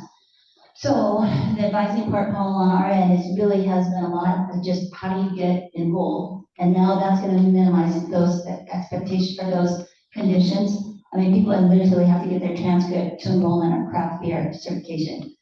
So we have a superintendent at one of our school districts that wanted to do that. You can imagine what his transcripts look like, plural, and just to take a course in this. So we're eliminating that part. As far as advising, we don't have that capacity as well. When we do non-credit courses, like I said, currently they are offered through third-party vendors. So the enrollment piece is where we support. advised, and there are a lot of conditions and concerns around just enrolling with many of our learners. But that's what our goal is. We're hiring program coordinators so that we can provide more support on the advisory end. And Mick would like to. I am going to add, yeah, I would like to add to that. So I'd like to just suggest that you all lean on your businesses to help you with that. So we have an HR department, and our job, right, is to have talent reviews twice a year with our employees and help to navigate them to things that make them happy in our workplace, which is almost always continued education. So we staff in our human resources departments an opportunity for you all to have conversations with us about those pathways. Now, that's not non-credit to credit, mechanics of, right? But it is getting those individuals to think more fully about enrolling in your institutions and continuing their education with you on a credit-bearing basis. Thank you. Thank you all. I'm still fully formulating my thoughts, but what is getting me is in the midst of enrollment challenges, I'm really thinking about the intent and the impact of the messaging around this work, because students are already shifting their post-secondary plans to meet their immediate needs, which are often centered around financial hardship. And so I'm wondering about the unintended consequences of students going into these programs with the intention of hopefully seeking a degree or a credential earning opportunity later on down the line. But what we see on the ground often is that 1 year of doing this opportunity turns into 7 years with minimal upward mobility and a non-livable wage. And so it's meeting an immediate need for the workforce, but long term, it's not serving that individual. And to call a spade, oftentimes it is Black and brown men who end up being flagged for these type of opportunities to meet the labor demands that the workforce has. And so I feel a strong reaction in this moment around how does this land with the communities who are really trying to get into high wage, high demand careers, and this not becoming a short-term solution to fill flagging positions that are not going to feed a family. And so I just want us to think really critically around what are the unintended consequences around programs in the midst of already post-secondary credentials being diminished on so many levels, and saying, hey, I can meet your immediate need with this job, and then 7 years later, they're still making that wage and have not enrolled. To your point, with there being no advisors around this work, when are they going to enroll into these other programs that are going to provide them that mobility? And so as I see that happen in the community that I serve and the community that I grow up in, we are not getting degree earning Black and brown men. We are getting strong laborers in the fields doing the work, and that is not what we're here for. And so I wonder, how do we do both and in a way that's very intentional for the demographics that are often left out of these conversations and also are not sitting around these tables in this moment. So this conversation has made me reflect on some of the earlier conversations we had this morning around being a disruptor, in order to address how we work across systems. There were a lot of hints from Jim and Trevor talking about looking at things very differently, not looking at those breaches as just big gaps, but as opportunities to bridge. And so it makes me think of if we were to be really innovative and disruptive and look at all of the efforts that we have to support innovative guided pathways for our future workforce and our current workforce. This is actually a discussion we had in the Mid-Columbia recently with our higher education partners and also all the big employers, my employer being the largest employer in the Mid-Columbia, Pacific Northwest National Laboratory. And the conversation, and actually Jim hinted at this, like if we were not to, one, what do we do to ensure that people are aware of the workforce needs in our community? And that starts early, right? That starts at K-12. And two, if we looked at all our systems and all our efforts more holistically, and I used the word lattice earlier this morning.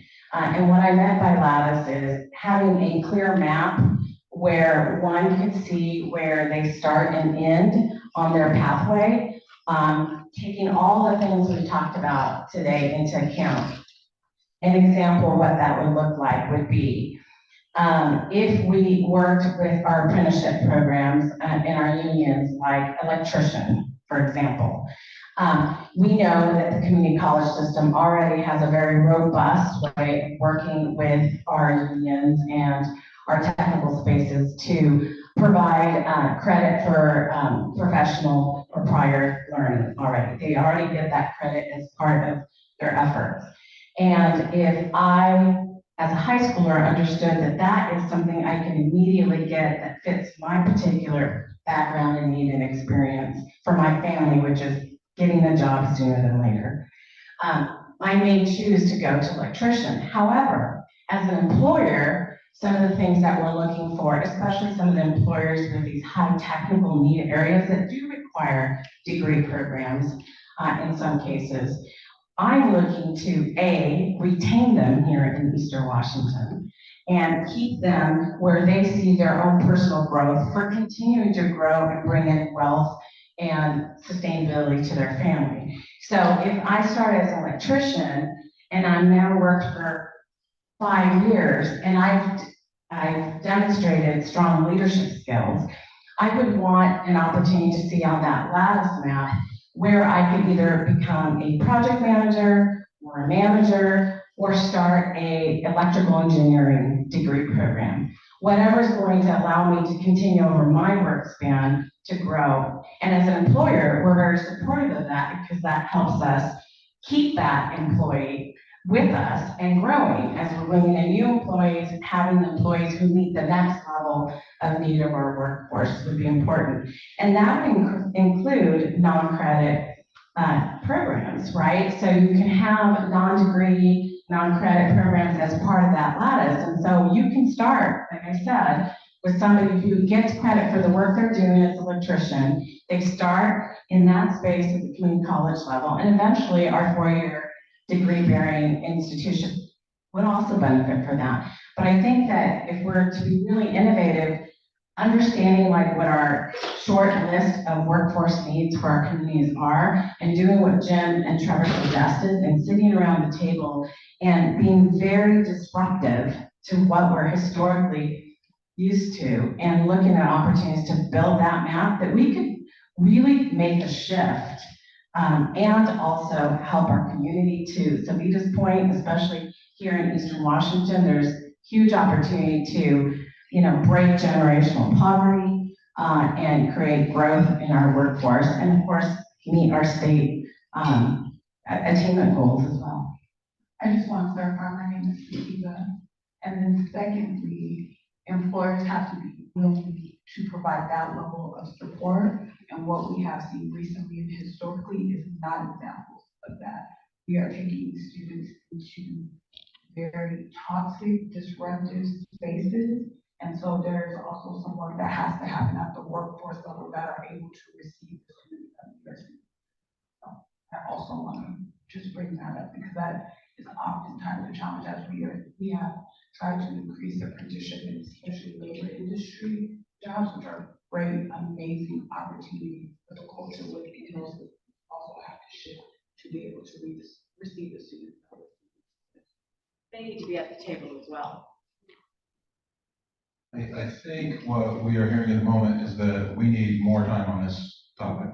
And this has been a great, robust conversation, and really our first time diving into this. So I want to thank Paul for putting together this panel and bringing these folks in. I would like to give Paul a moment if he wants to have any closing remarks on this section of it, but I do want to ask council staff, I believe we need to have this come back up in a future meeting because I think the discussion is not done yet.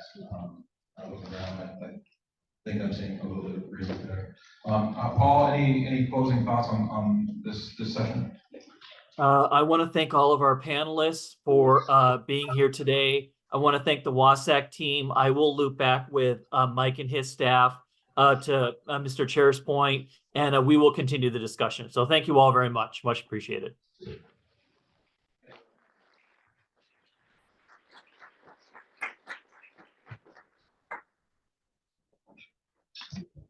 I hate actually cutting out a little bit, so I think it's gonna be a discussion.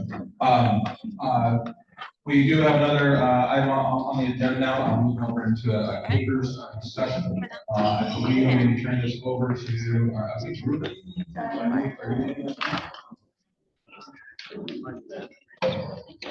Yes. One sec.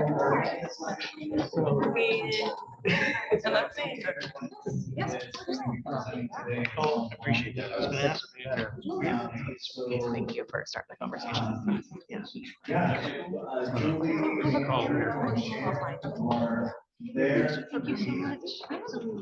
you so much.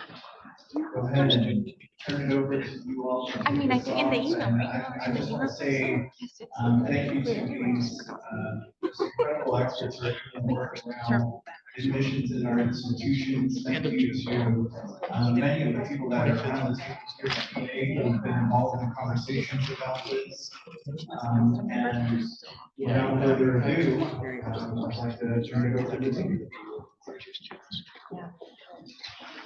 Thanks for your. Yes, thank you. There's a lot of background noise, Ruben. I guess did you hand it off to us? Because we can't hear you very well at all. Yes, I did very eloquently too. Someone be willing to mute the Heritage University? We're hearing all of their microphone noise. Unfortunately, I can't because then we won't be able to hear you.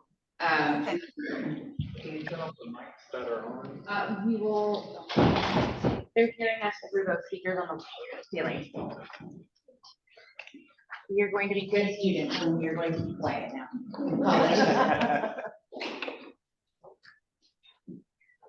Well, good afternoon.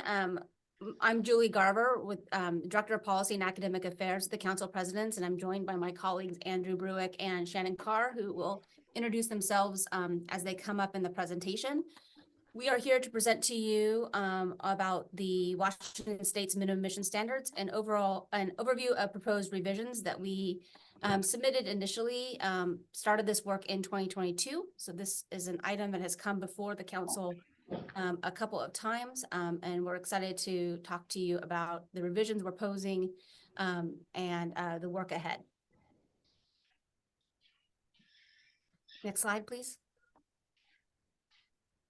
So just a reminder, the minimum admission standards are much more broad than just caters, which often is the highlight of focus. So these are set at the state level. They apply both to undergraduate and graduate students. And within those categories, when we are talking about those students, for undergraduate students, this includes both first-year students, so students who come to us directly from a high school, and also transfer students who come to us from one of our amazing Washington Community and Technical Colleges, or another four-year institution, or another institution of higher education out of state or in-state. And our graduate also includes our professional students. So if you think about your veterinarians, doctors, and those types of things, lawyers. And just to clarify, these standards only apply to our sector. So they only apply to Washington's public baccalaureate institutions. Next slide. Shannon? Good afternoon, friends. My name is Shannon Carr. I serve the University of Washington Tacoma as the Associate Vice Chancellor for Enrollment Services. While I think it's important to mention that, it's probably important to know that I've been in the world of admissions in the state of Washington for a very long time and had the wonderful opportunity of helping to do the work around the creation of the first CATER documents. I'm now dating myself. But I am here to share a little bit about the why of the work that we're doing.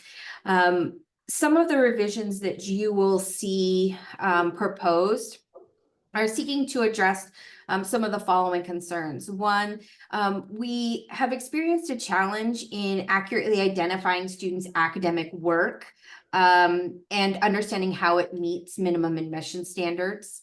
All of our institutions are very committed to reducing barriers for our students, but in order to do so, we have a high reliance on the high school transcript itself, and sometimes that's the only document we have. So if there are any discrepancies on the high school transcripts or within our understanding of the high school requirements as CATERs, that makes that reduction of barriers sometimes challenging.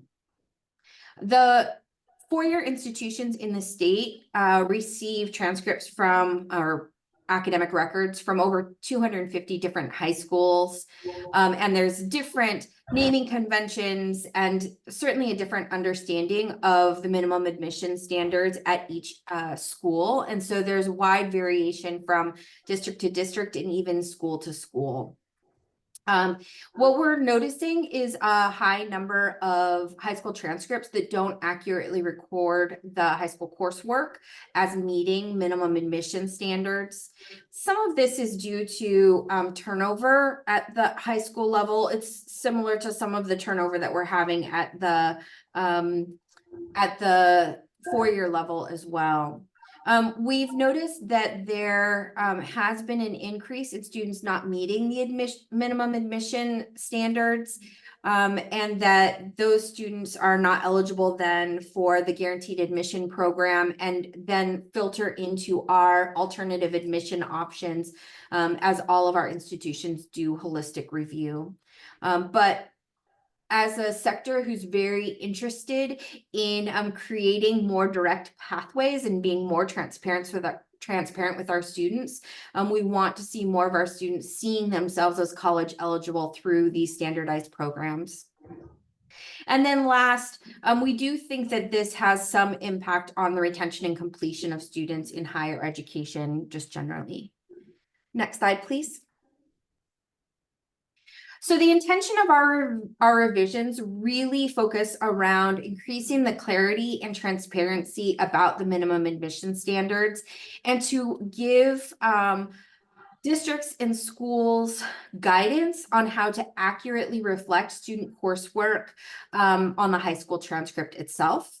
We want to make sure that the minimum admission standards are aligned with just the implementation of standards more broadly. And then we want to collaborate with districts and schools to increase the the way in which this information is presented to students, to families, to partners within the schools themselves. We want to increase the quality of data just generally and broadly. And then we also want to support professional development for K-12 partners and honestly higher ed partners around those minimum admission standards. I do want to show you a couple of examples, next slide please, of some of the transcript quality issues that we're seeing. As we put this together, all of our institutions shared examples of transcripts. Obviously, this is heavily redacted so as not to be personally identifiable, but I think it shows you the variations that we're seeing. And this is two of what is hundreds of examples of variation. In the first example, which should be to your left, the one that has the highlighting on it, you'll see the highlighted courses are actually remedial English courses with the B indicator. For those of you that don't look at transcripts regularly, that B indicator is the indicator of caters. So they're listed as cater competencies, but they're actually remedial English courses, which would not satisfy minimum admission criteria. And in the example on the right, you'll see that there's no course designators. Well, I see 2 there, but virtually no course indicators at all. So we would have no guidance in this example of what meets caters or doesn't meet caters, what might be honors or isn't honors. I mean, there's lots of things that we are looking for when we look at transcripts, but for the purposes of this conversation, we'd be looking for that B indicator, and there are none of those, although based on a best guess and some professional judgment, I'm making I'm making some assumptions that many of those courses actually are cater courses. So these are just 2 small examples of the types of transcript issues that we are seeing, and part of the reason that we want to create greater clarity and understanding around the minimum admission standards through the changes that are being proposed. And as I introduce myself, if you'd transition to the next slide, please. Hello, everybody. My name is Andrew Brewick. I serve as Assistant Vice Provost for Enrollment and the Director of Admissions at Washington State University's Pullman campus. Go Cougs! And let me take this opportunity to say thank you very much. I am delighted to be among you, and thank you for hosting us for this conversation. To Shannon's point earlier about transcripts, I often refer to my team as academic archaeologists, because what we do is go through the transcript and as if it's a historical artifact, which of course it is, and try and make meaning to the best of our ability. And to that end, what we're hoping to accomplish with the proposed changes is to increase the clarity that we have within these documents, and also to be vigorously transparent in what we are looking for in terms of a minimum admission standard. So as we talk about the changes, we will go from general to more specific. In general, we are changing the presentation and the format of the documentation itself. We are really trying to make it as focused on the minimum admission standards, with supported by appendices and other primarily web-based documents for ease of update, including frequently asked questions, our institution-specific information, and the course review policy and process that we'll talk about in more detail in a bit. Secondly, and with my apologies to Shannon, I will admit that I joined the Washington education sector in November of 2021 as part of my onboarding. Of course, I became deeply steeped in the caters, and my first and immediate reaction to the acronym cater was, what? And so, to me, what we are hoping to accomplish is to create, a naming convention that not only aligns with K-12 through embracing the term core, but also can be a little bit more intuitive. So we are proposing the core classes for college, the 3 C's. The humorist in me thinks that this is like a marketing gold mine. We get that piratical theme going around the 3 C's, and it should resonate with our student population.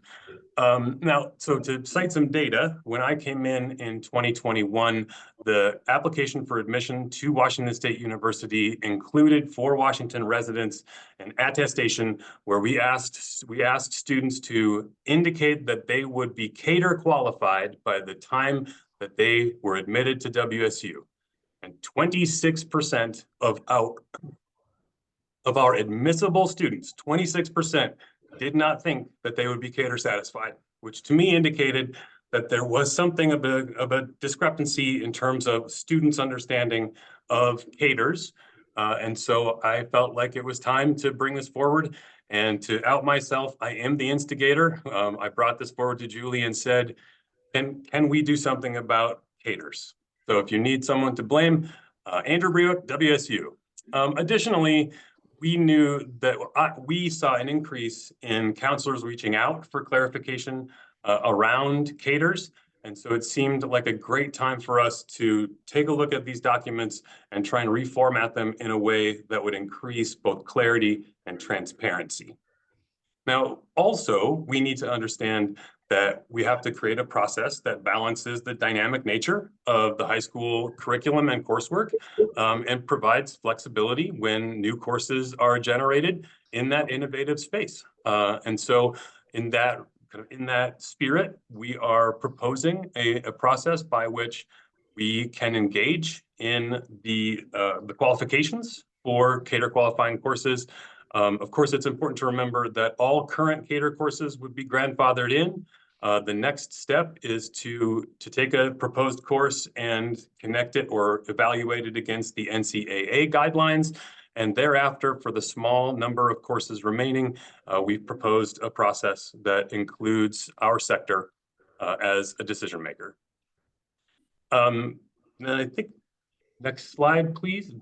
Or I think we've included them all in one slide. So if you go back to the previous slide, I think it was 2 slides in the presentation that I was working from, but that is okay because I have a cheat sheet right here. Additionally, we added a definition of lab science that had been missing. We clarified what we mean by algebra-based science, and we added additional context around extracurricular classes that are earned for credit and how they are factored into our admissions processes. Furthermore, we are proposing that we combine what is currently 2 different requirements between the senior year math-based quantitative course and the 3 credits of math into a single requirement that is simply math. So it will encompass 4 credits of mathematics, but it does not in any way include an additional credit or requirement. It also aligns with best practice in other states, and we think it increases the overall intelligibility and transparency of this requirement. We do recognize that it results in a scenario where a student who is on an accelerated math curriculum could complete this requirement by the end of their junior year. We, even in the document, strongly encourage that they continue to take a math-based or a quantitative reasoning course in their senior year. And we believe that most students on that accelerated curriculum are highly likely to engage as a senior in the continued quantitative reasoning endeavor. With that, I will hand it back to Julie. Slide, please. So we have really appreciated all of the affected and interested parties who have engaged with us over the last 2 years to identify feedback and loops around these conversations. And we have authentically listened and learned from those things. And in particular, we have learned that as we seek to implement, that implementation and timeline will be critical to our success, and that we are engaged in joint communications about this opportunity with our K-12 and higher education partners and all of the affected parties within each sector. And that we continue our work as the Washington's public baccalaureate institutions to engage around dual credit and coursework required for minimum admission standards. So really what this proposal does is set up the plan that will then, if approved in August, will then lead to a series of next steps. So if you could please, I think this is the last one. So next steps. So if this plan is approved in August by the council, then this will help us set the expectations about what we're working for, but we don't think that the work ends there. So we engaging with our high schools, it became very clear to us about their scheduling concerns and challenges. And so we are very open to making sure that we are not unintentionally creating any challenges around that. So looking at a cohort model where this may start with the 9th grade class and move forward. Although there are minimal changes, so we think that students will be meeting this new model sooner, but officially with a cohort model. We will work with schools and districts around the course identification process, that review process that Andrew spoke to, in order to make sure that we're aligning with current curriculum conversations and making sure that that work is streamlined in order for us to just have those conversations. In addition, our sector is committed to working through crosswalks.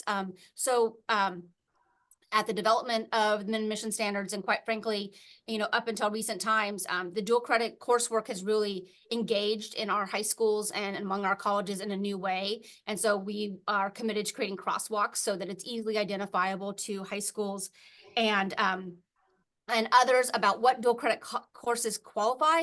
And that includes also making really being transparent and partners with our community and technical colleges who are doing really interesting and dynamic things around kind of an IBEST model around academics and what they're doing around math and science. And we want to make sure that we're honoring that coursework as well. We are currently engaged and plan to engage further with our SIS providers. And I just want to say a shout out in particular to our ESDs who have been amazing, trusted colleagues for districts, working with them through around data quality issues and professional development. We want to make sure that we are leading in a collaborative and developed focused environment, because this is only going to be successful if we're all working together and aware of where the challenges and pitfalls are. And one thing our sector is always as committed to and used to is that we want to move forward with stuff and see how it works. And if it doesn't work, we are fixing things all the time. So we don't believe anything is set in stone. And then we just want to make sure that we are having a collective and collaborative communication with students and families. And that can take a lot of forms to make sure that we're engaging students and families about any changes or questions they might have about concern. It also gives us an amazing opportunity to continue to engage directly with students and families around college and admissions, because the work that we've done to date makes us aware of a lot of misperceptions and concerns that students and families have. And we want them to know that students have a place at one of our amazing institutions and that we are welcoming of Washington students in achieving their educational goals. And I believe that brings us to a Q&A unless Shannon or Andrew has anything to add.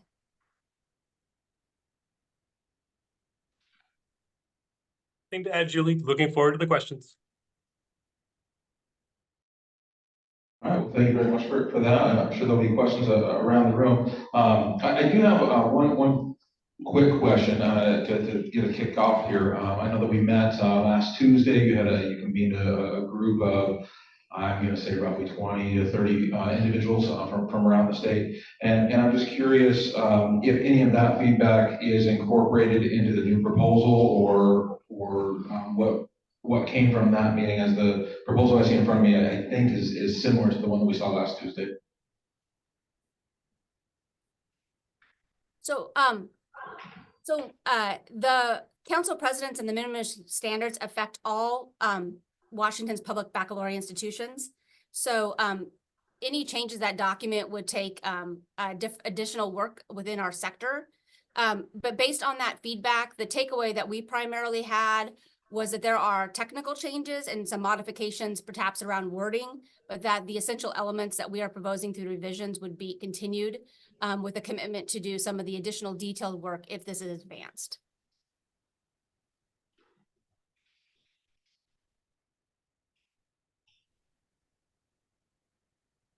I see you grabbing the microphone, I'm not sure. Thank you. Randy?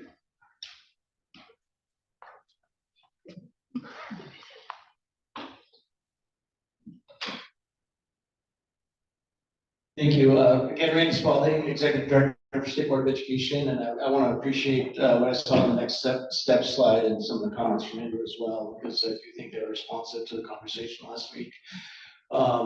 That said, I just want to highlight the importance of a couple of issues. And so, at least from a K-12 perspective, there is a change in policy with regard to math. And I actually noted today, as I was looking through the table, science is actually a little bit different as well. And so that phase in is really important. Just as with higher ed, we set the graduation standards for students when they come in as freshmen, and we try to maintain that same relationship unless we're relaxing a requirement, not adding a requirement. So that phase in is really important, and I appreciate Julie noting that on the next step slide. So thank you for that. And then also some clarification on the course review process was also helpful, and I think we had a very large concern that we did a huge job, given the number of courses that are out there. And so minimizing the impact of that, I still think it will be an impact, and I would leave it to our districts to speak to that. But it is helpful to know that it's not going to be every course all at once. So I would just add that as well, even with the NCAA ones set aside. The other thing that I think was raised in some of the other earlier conversations is that we recognize and appreciate that the higher ed's been flexible in allowing for the alternative admission process. We would love to have some reporting on that. So as a system in K-12, we know where those friction points are and where we might need to adjust. So understanding how many waivers are happening or in what subject areas would be really helpful for us. So we encourage you to build in some reporting for the alternative admissions process as well. And finally, I just want to say, one of the things that may underlie this, and I didn't see it necessarily, but there's always a concern about whether students are well prepared for what they're going to do when they get to secondary education. And so I would invite a conversation about that. In the 2000s, we had a set of college readiness projects in English, science, and math. Since then, we've changed standards once pretty dramatically. And we're in the process right now of reviewing standards again. When I say we, I mean as a state, instead of run by the superintendent's office. And so I think it's time for us to have that conversation again. Are we lining up? Are we setting students off with the right set of skills and competencies to be successful in your system? So that would be my invitation. We'd love to be a part of that conversation if you decide to move forward on that. Randy, I really appreciate you pointing out a couple of the kind of the pressure points in here. I don't want to dominate this conversation, but I'm waiting for hands as well. Okay, go ahead. Thank you, Mr. Chair. I have a quick question regarding the admission standards for graduate and professional students. So under the alternative graduate and professional student admission standard, there's a point that says submit satisfactory scores on the GRE, GMAT, or another approved test. But I noticed for a fact that many of the universities and departments across the country, and that includes my own department, physics department in WSU, they have discontinued using these scores as a measure for standard admission. I don't know the exact reason, but most probably it has been shown that these tests are not really standardized as we used to think. So they have discontinued making this a requirement for admissions into graduate programs. And I was wondering, so when most of the departments or universities are discontinuing with this specific test, why is it still why is it still being considered as a requirement, as an alternative requirement if you do not meet any one of the other standard requirements?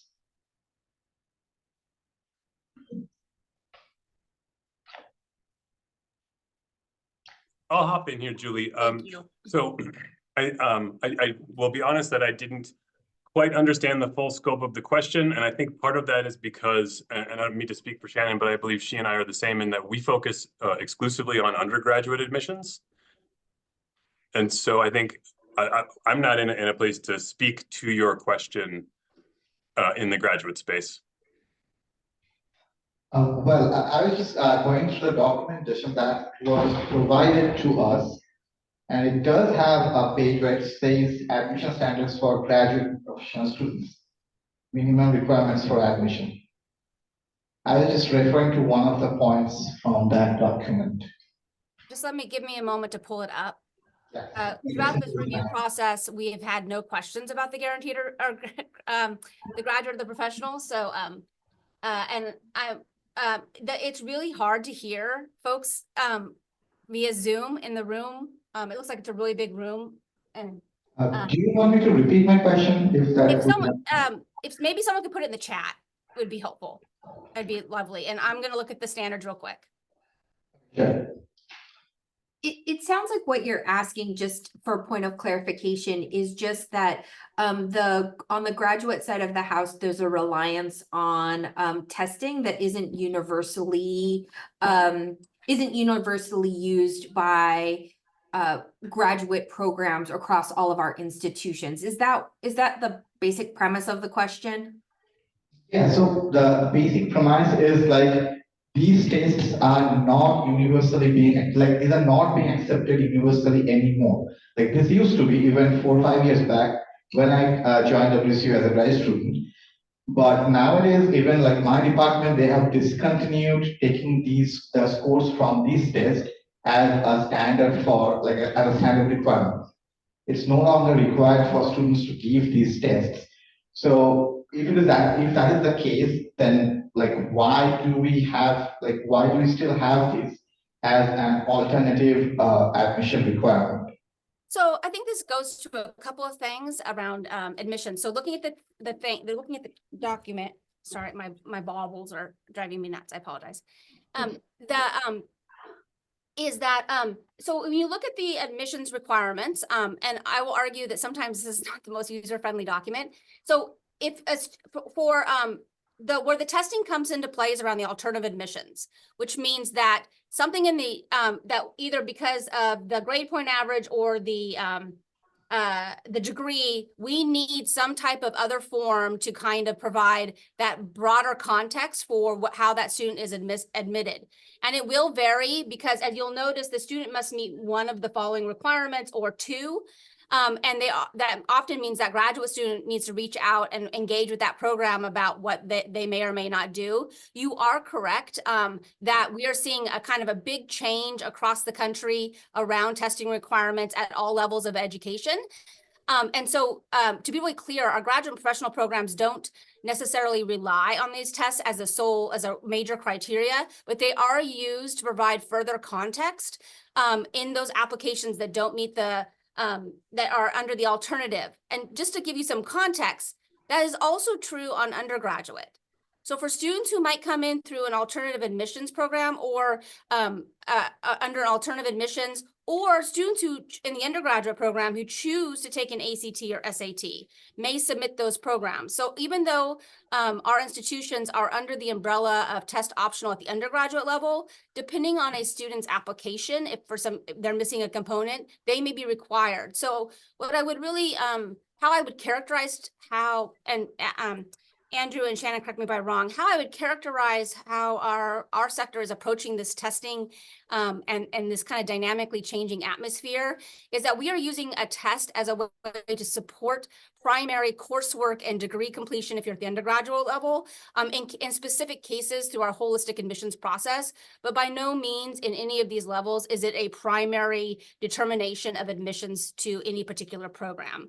And I suspect that as we're seeing some of the headlines across the country around some of the most, I think, long-term using, you're seeing the removal of the LSAT, you're seeing even some things around the medical community that we'll consider to see an evolution in these programs as we're looking to bring into the current century appropriate and inclusive means by which to evaluate students for success as they pursue their degrees.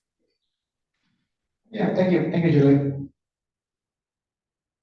I do have a question regarding the math and science. That may be an inadvertent cause of this, but within the sciences, the change here is the specific calling out of one credit of chemistry or physics. That was not the case in the past. However, you can certainly argue it was very similar. And it was an algebra-based lab science, which of course chemistry and physics are. But then when you go directly above that into the mathematics category, that fourth credit of math that has been a spot of contention for a long time, it can actually be met by taking chemistry or physics. And so as I read this, we have almost eliminated a fourth credit of math because we're requiring chemistry or physics to meet the science requirement that by default meets the math requirement. I'm not sure if I'm misinterpreting this and would love to see if that's, if I'm erroring on that. I'm happy to jump in here if you'd like. I think what we're suggesting is that we want students to complete up through Algebra 2 and or the integrated series. And then we want students taking a quantitative course after that. Right, or in addition to that. And that quantitative course can be met in a number of ways. It could be an additional year of mathematics. It could be a science-based, a math-based science course.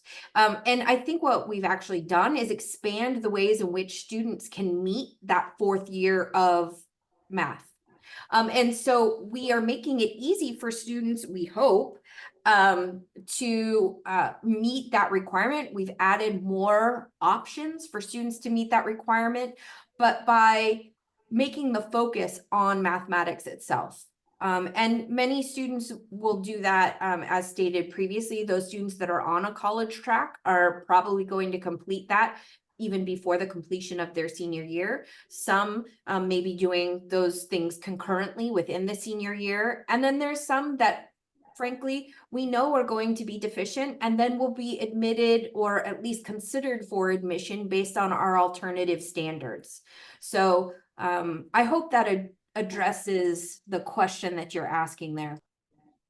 I can see from the math standpoint, if we're looking at the math requirement in isolation, I greatly appreciate the ways in which the math requirement can be met by having all those multiple courses and the rest. And so if I'm looking only in that box, then it makes perfect sense to me. When I continue down and get to the science box and realize that to meet the science requirement, I have to take either chemistry or physics, then that actually negates the math box, because the math box is going to be filled with chemistry or physics. So that's the struggle that I have with this, is that the way that I'm interpreting it, which could be wrong, but looks like that 4th credit of math will be met as long as you've met your science requirements, and that's a pretty significant and profound change. For Zilla High School, I will say that we had only 12 students take chemistry last year and only 13 students take physics. We have a large number of our students taking advanced biology, human anatomy, human physiology, all for college and high school credit. So they're doing advanced science work at the collegiate level, but sometimes choosing not to be in chemistry or physics. And honestly, to tie this into college and high school, because, well, 4-year universities, your chemistry departments don't like to offer chemistry for college and high school. And so it's really tough for us to convince our students to take chemistry over advanced biology when they can get advanced biology, biology 101 credit for it, and they can't for chemistry. So I digress on that one, but I have a pretty strong concern over the way math and science, at least the way I'm interpreting it at the moment. So the way, Jeff, to interpret that is it's a double dip. So a student who takes takes the physics and chemistry and the sciences would meet that would double dip for the 4th year. Where the physics and science are specifically identified, and we had a lot of conversation in our sector, and this really goes back to clarity and transparency around what we're asking for students is K through 12 asked us to help define algebraic based science. It was a really confusing term. And so we did some research, we looked around, and there's not a real clear definition. And as we talked among ourselves and we looked at the transcripts that we have and in the engagement, and I think it's really important to remember that the policy is intended, if you think of like the bell curve, and I know there's lots of historical concerns about the bell curve, I'm just looking at the shape. This policy is meant to get hit that middle. We know that there are students that are exceptions, and we want to make sure that we are trying to have processes either through the alternative admissions and some other guidelines to help us with those students who may be advanced and those students who might just need some extra assistance to get to that level. But the one thing that we are committed to is letting students know what that means. And when we look at all those conversations, what we find is that the most common, really, when you look across higher ed, algebraic science-based courses are defined as chemistry and physics. And those are the most common courses taught across our high schools. And so we wanted to be really clear that that's what we meant by algebraic equations, or algebraic based sciences, sorry. I think you're correct. I think there's a couple of overlapping things that we plan to work on. I think one of the conversations is that if students are doing dual credit, which is college coursework, how are we recognizing that and what standards are they meeting? And if this is advanced in August, we're committed to working through some of those efforts, because if it's college coursework and we're taking it as college coursework, that would likely meet a cater. I don't know, I don't want to say always, because I don't like to work in ultimatums, but yeah, most likely. And there'll be different work and clarity for our district partners to identify that coursework. At the same time, this is also why we want to work through a caters identification process with high schools, because we believe that there's amazing work happening in our high schools across the state around curriculum and engaging in our students. And we think that there are likely high schools who are offering something that would very well meet the algebretic definition, but we don't see that. So the idea of this is a minimum. It is trying to be very clear and signal to students what we do. And we've tried to build in as well processes and considerations that would be, we would engage if this is advanced after August, to clarify those things, so that we are really honoring the work our amazing students are doing across our state. I really appreciate that. Randy, comments? Yeah, can I just make one more note about the science, because. Good, Jim. Hang on, I wasn't like. Sorry, I didn't mean to. Sorry, one more comment on the science, because if you look just in the science box, setting aside the quantitative aspect of this, there's an additional change, which is that in the current policy, it's one of the following: biology, chemistry, or physics. And the proposed policy would be biology and chemistry or physics. And so that could be a pretty significant change for some high schools. And I would also note that there's a state law for high schools that says computer science counts as science or math, and it's not addressed in the caters. And so I think my ask would be, can it count for one of the unspecified science courses, for example, and could that be clarified?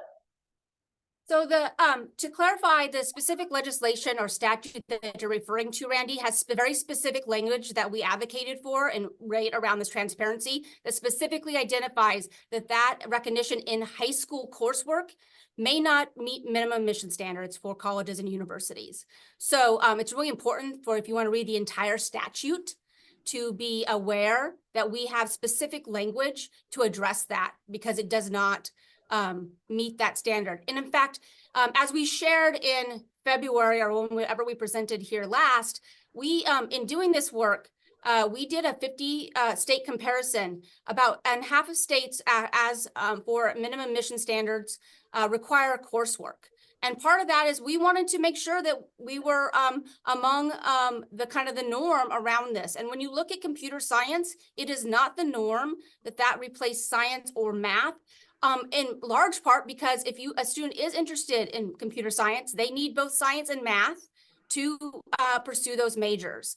And so we are encouraging computer science, and we actually expanded our computer science offerings to the fourth math or the QSR requirement, because we do recognize that has a skill set. We also know that there is quite a vast range of computer science related courses in high school, and not all of those would be college preparatory courses. You have everything from learning how to work Excel or networking to your AP computer science. So there's a lot of differentiation that we're working with through the multiple opportunities that exist for our K-12 students to start to explore that type of learning through computer science.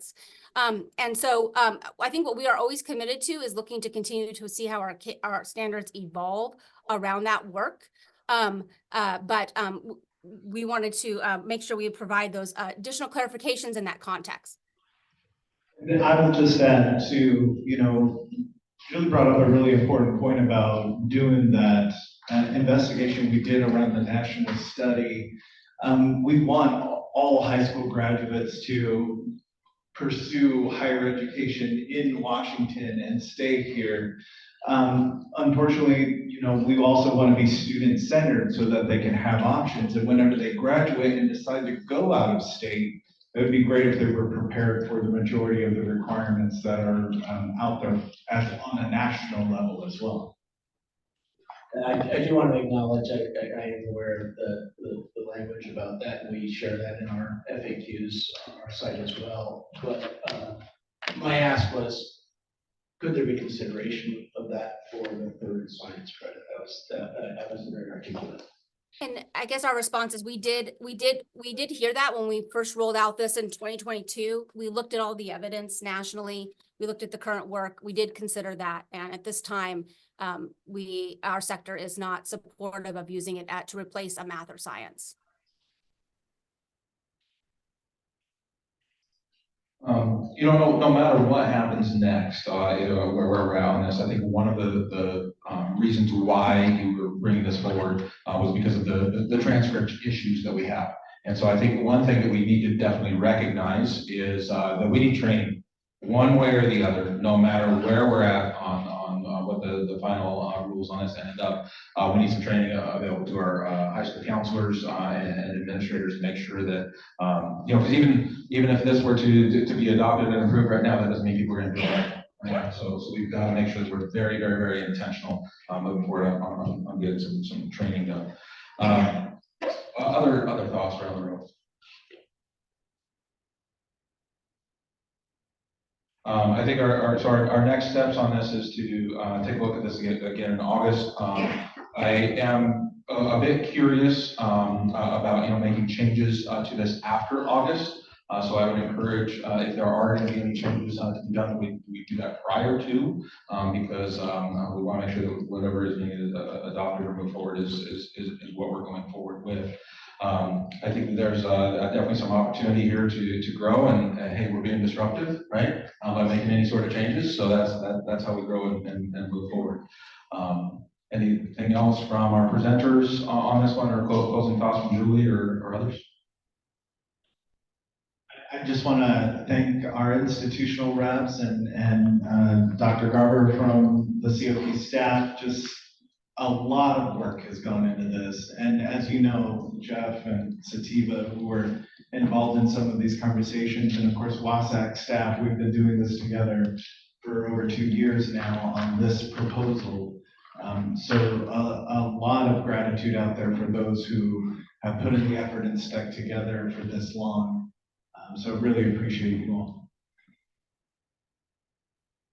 Thank you, Julie and team. Appreciate it. All right.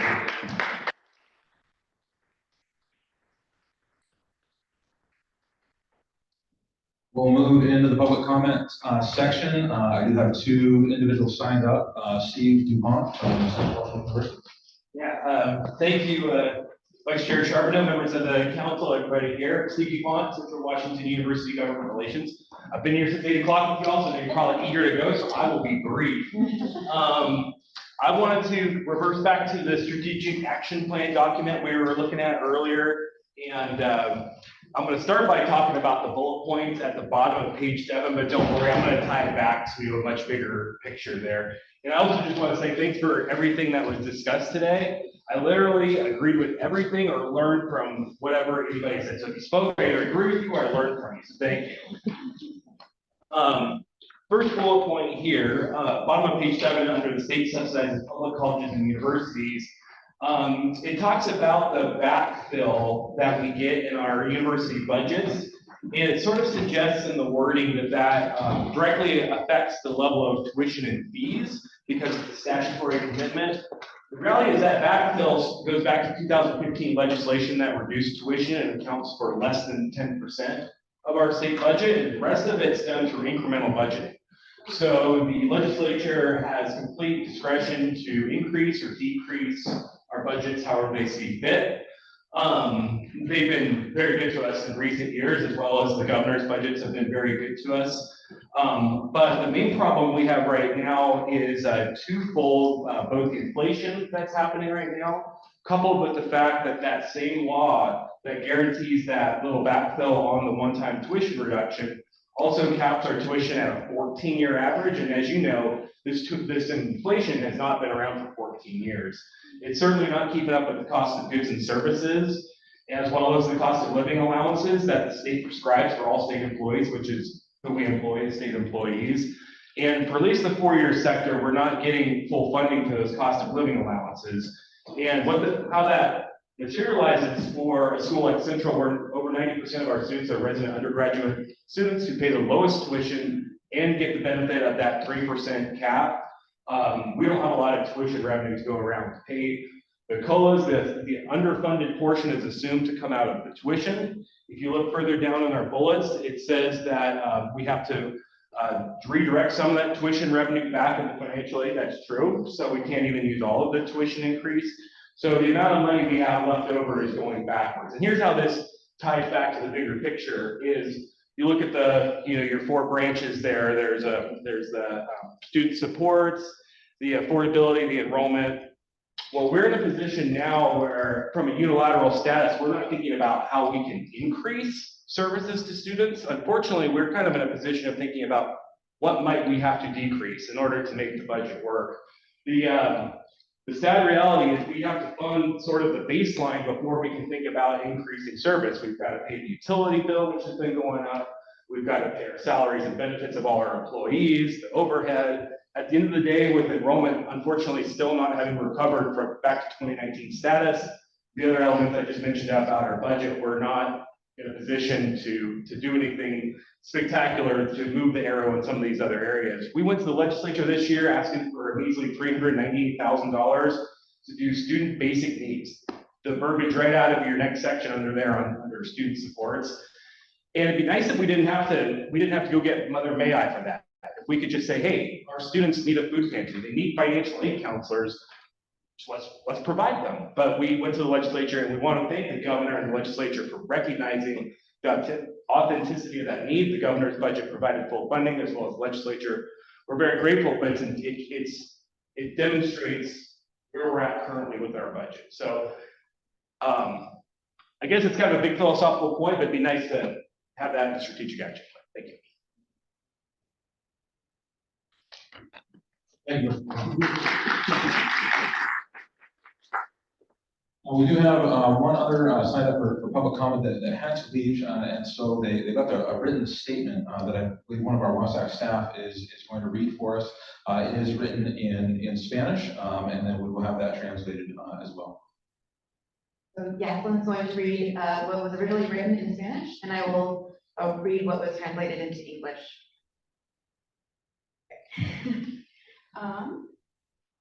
Buenas tardes, mi nombre es Yaniaria Orozco, soy estudiante de clases de inglés del Colegio de Grandview. Estamos aquí para apoyar el colegio gratis. Me gustaría que nos apoyaran. Sabemos que hay muchos programas que nos ayudan, pero pienso que si el colegio fuera gratis, sería una gran bendición para nuestra comunidad. Ya sé que todos tenemos diferentes necesidades. Sabemos que muchos jóvenes dejan de estudiar porque saben que no tienen los recursos necesarios para seguir. No todos tienen las mismas posibilidades. Pienso que sería de gran ayuda. Alguien una vez me dijo, a veces es bueno ponerte en el lugar de otros para entender las necesidades de los demás. Yo les invito a que por un momento se pongan en el lugar de toda esa gente que no tiene la posibilidad de estudiar. Good afternoon. My name is Ira Orozco. I'm a student learning English at the Grandview campus. We are here to support free college. I would like you all to support us, and I know that there are already so many programs that help us, but I think if college were free, it would be a great blessing for our community. I know we all have different needs. We know that a lot of young people stop studying, leave school, because they don't have the necessary resources to keep going. Not everyone has the same possibilities, so I think free college would be a great help. Someone once told me that sometimes it's good to put yourself in someone else's shoes to understand the necessities of everyone else. I invite you for a moment to put yourself in the shoes of all those people that don't have the possibility to study or go to school.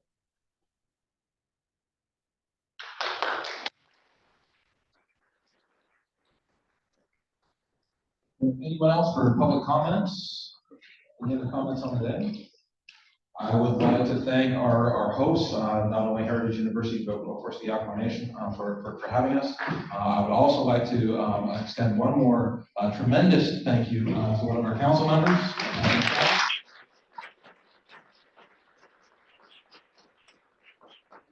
We wish you well, and we're required to come back. With that, we are adjourned. Thank you.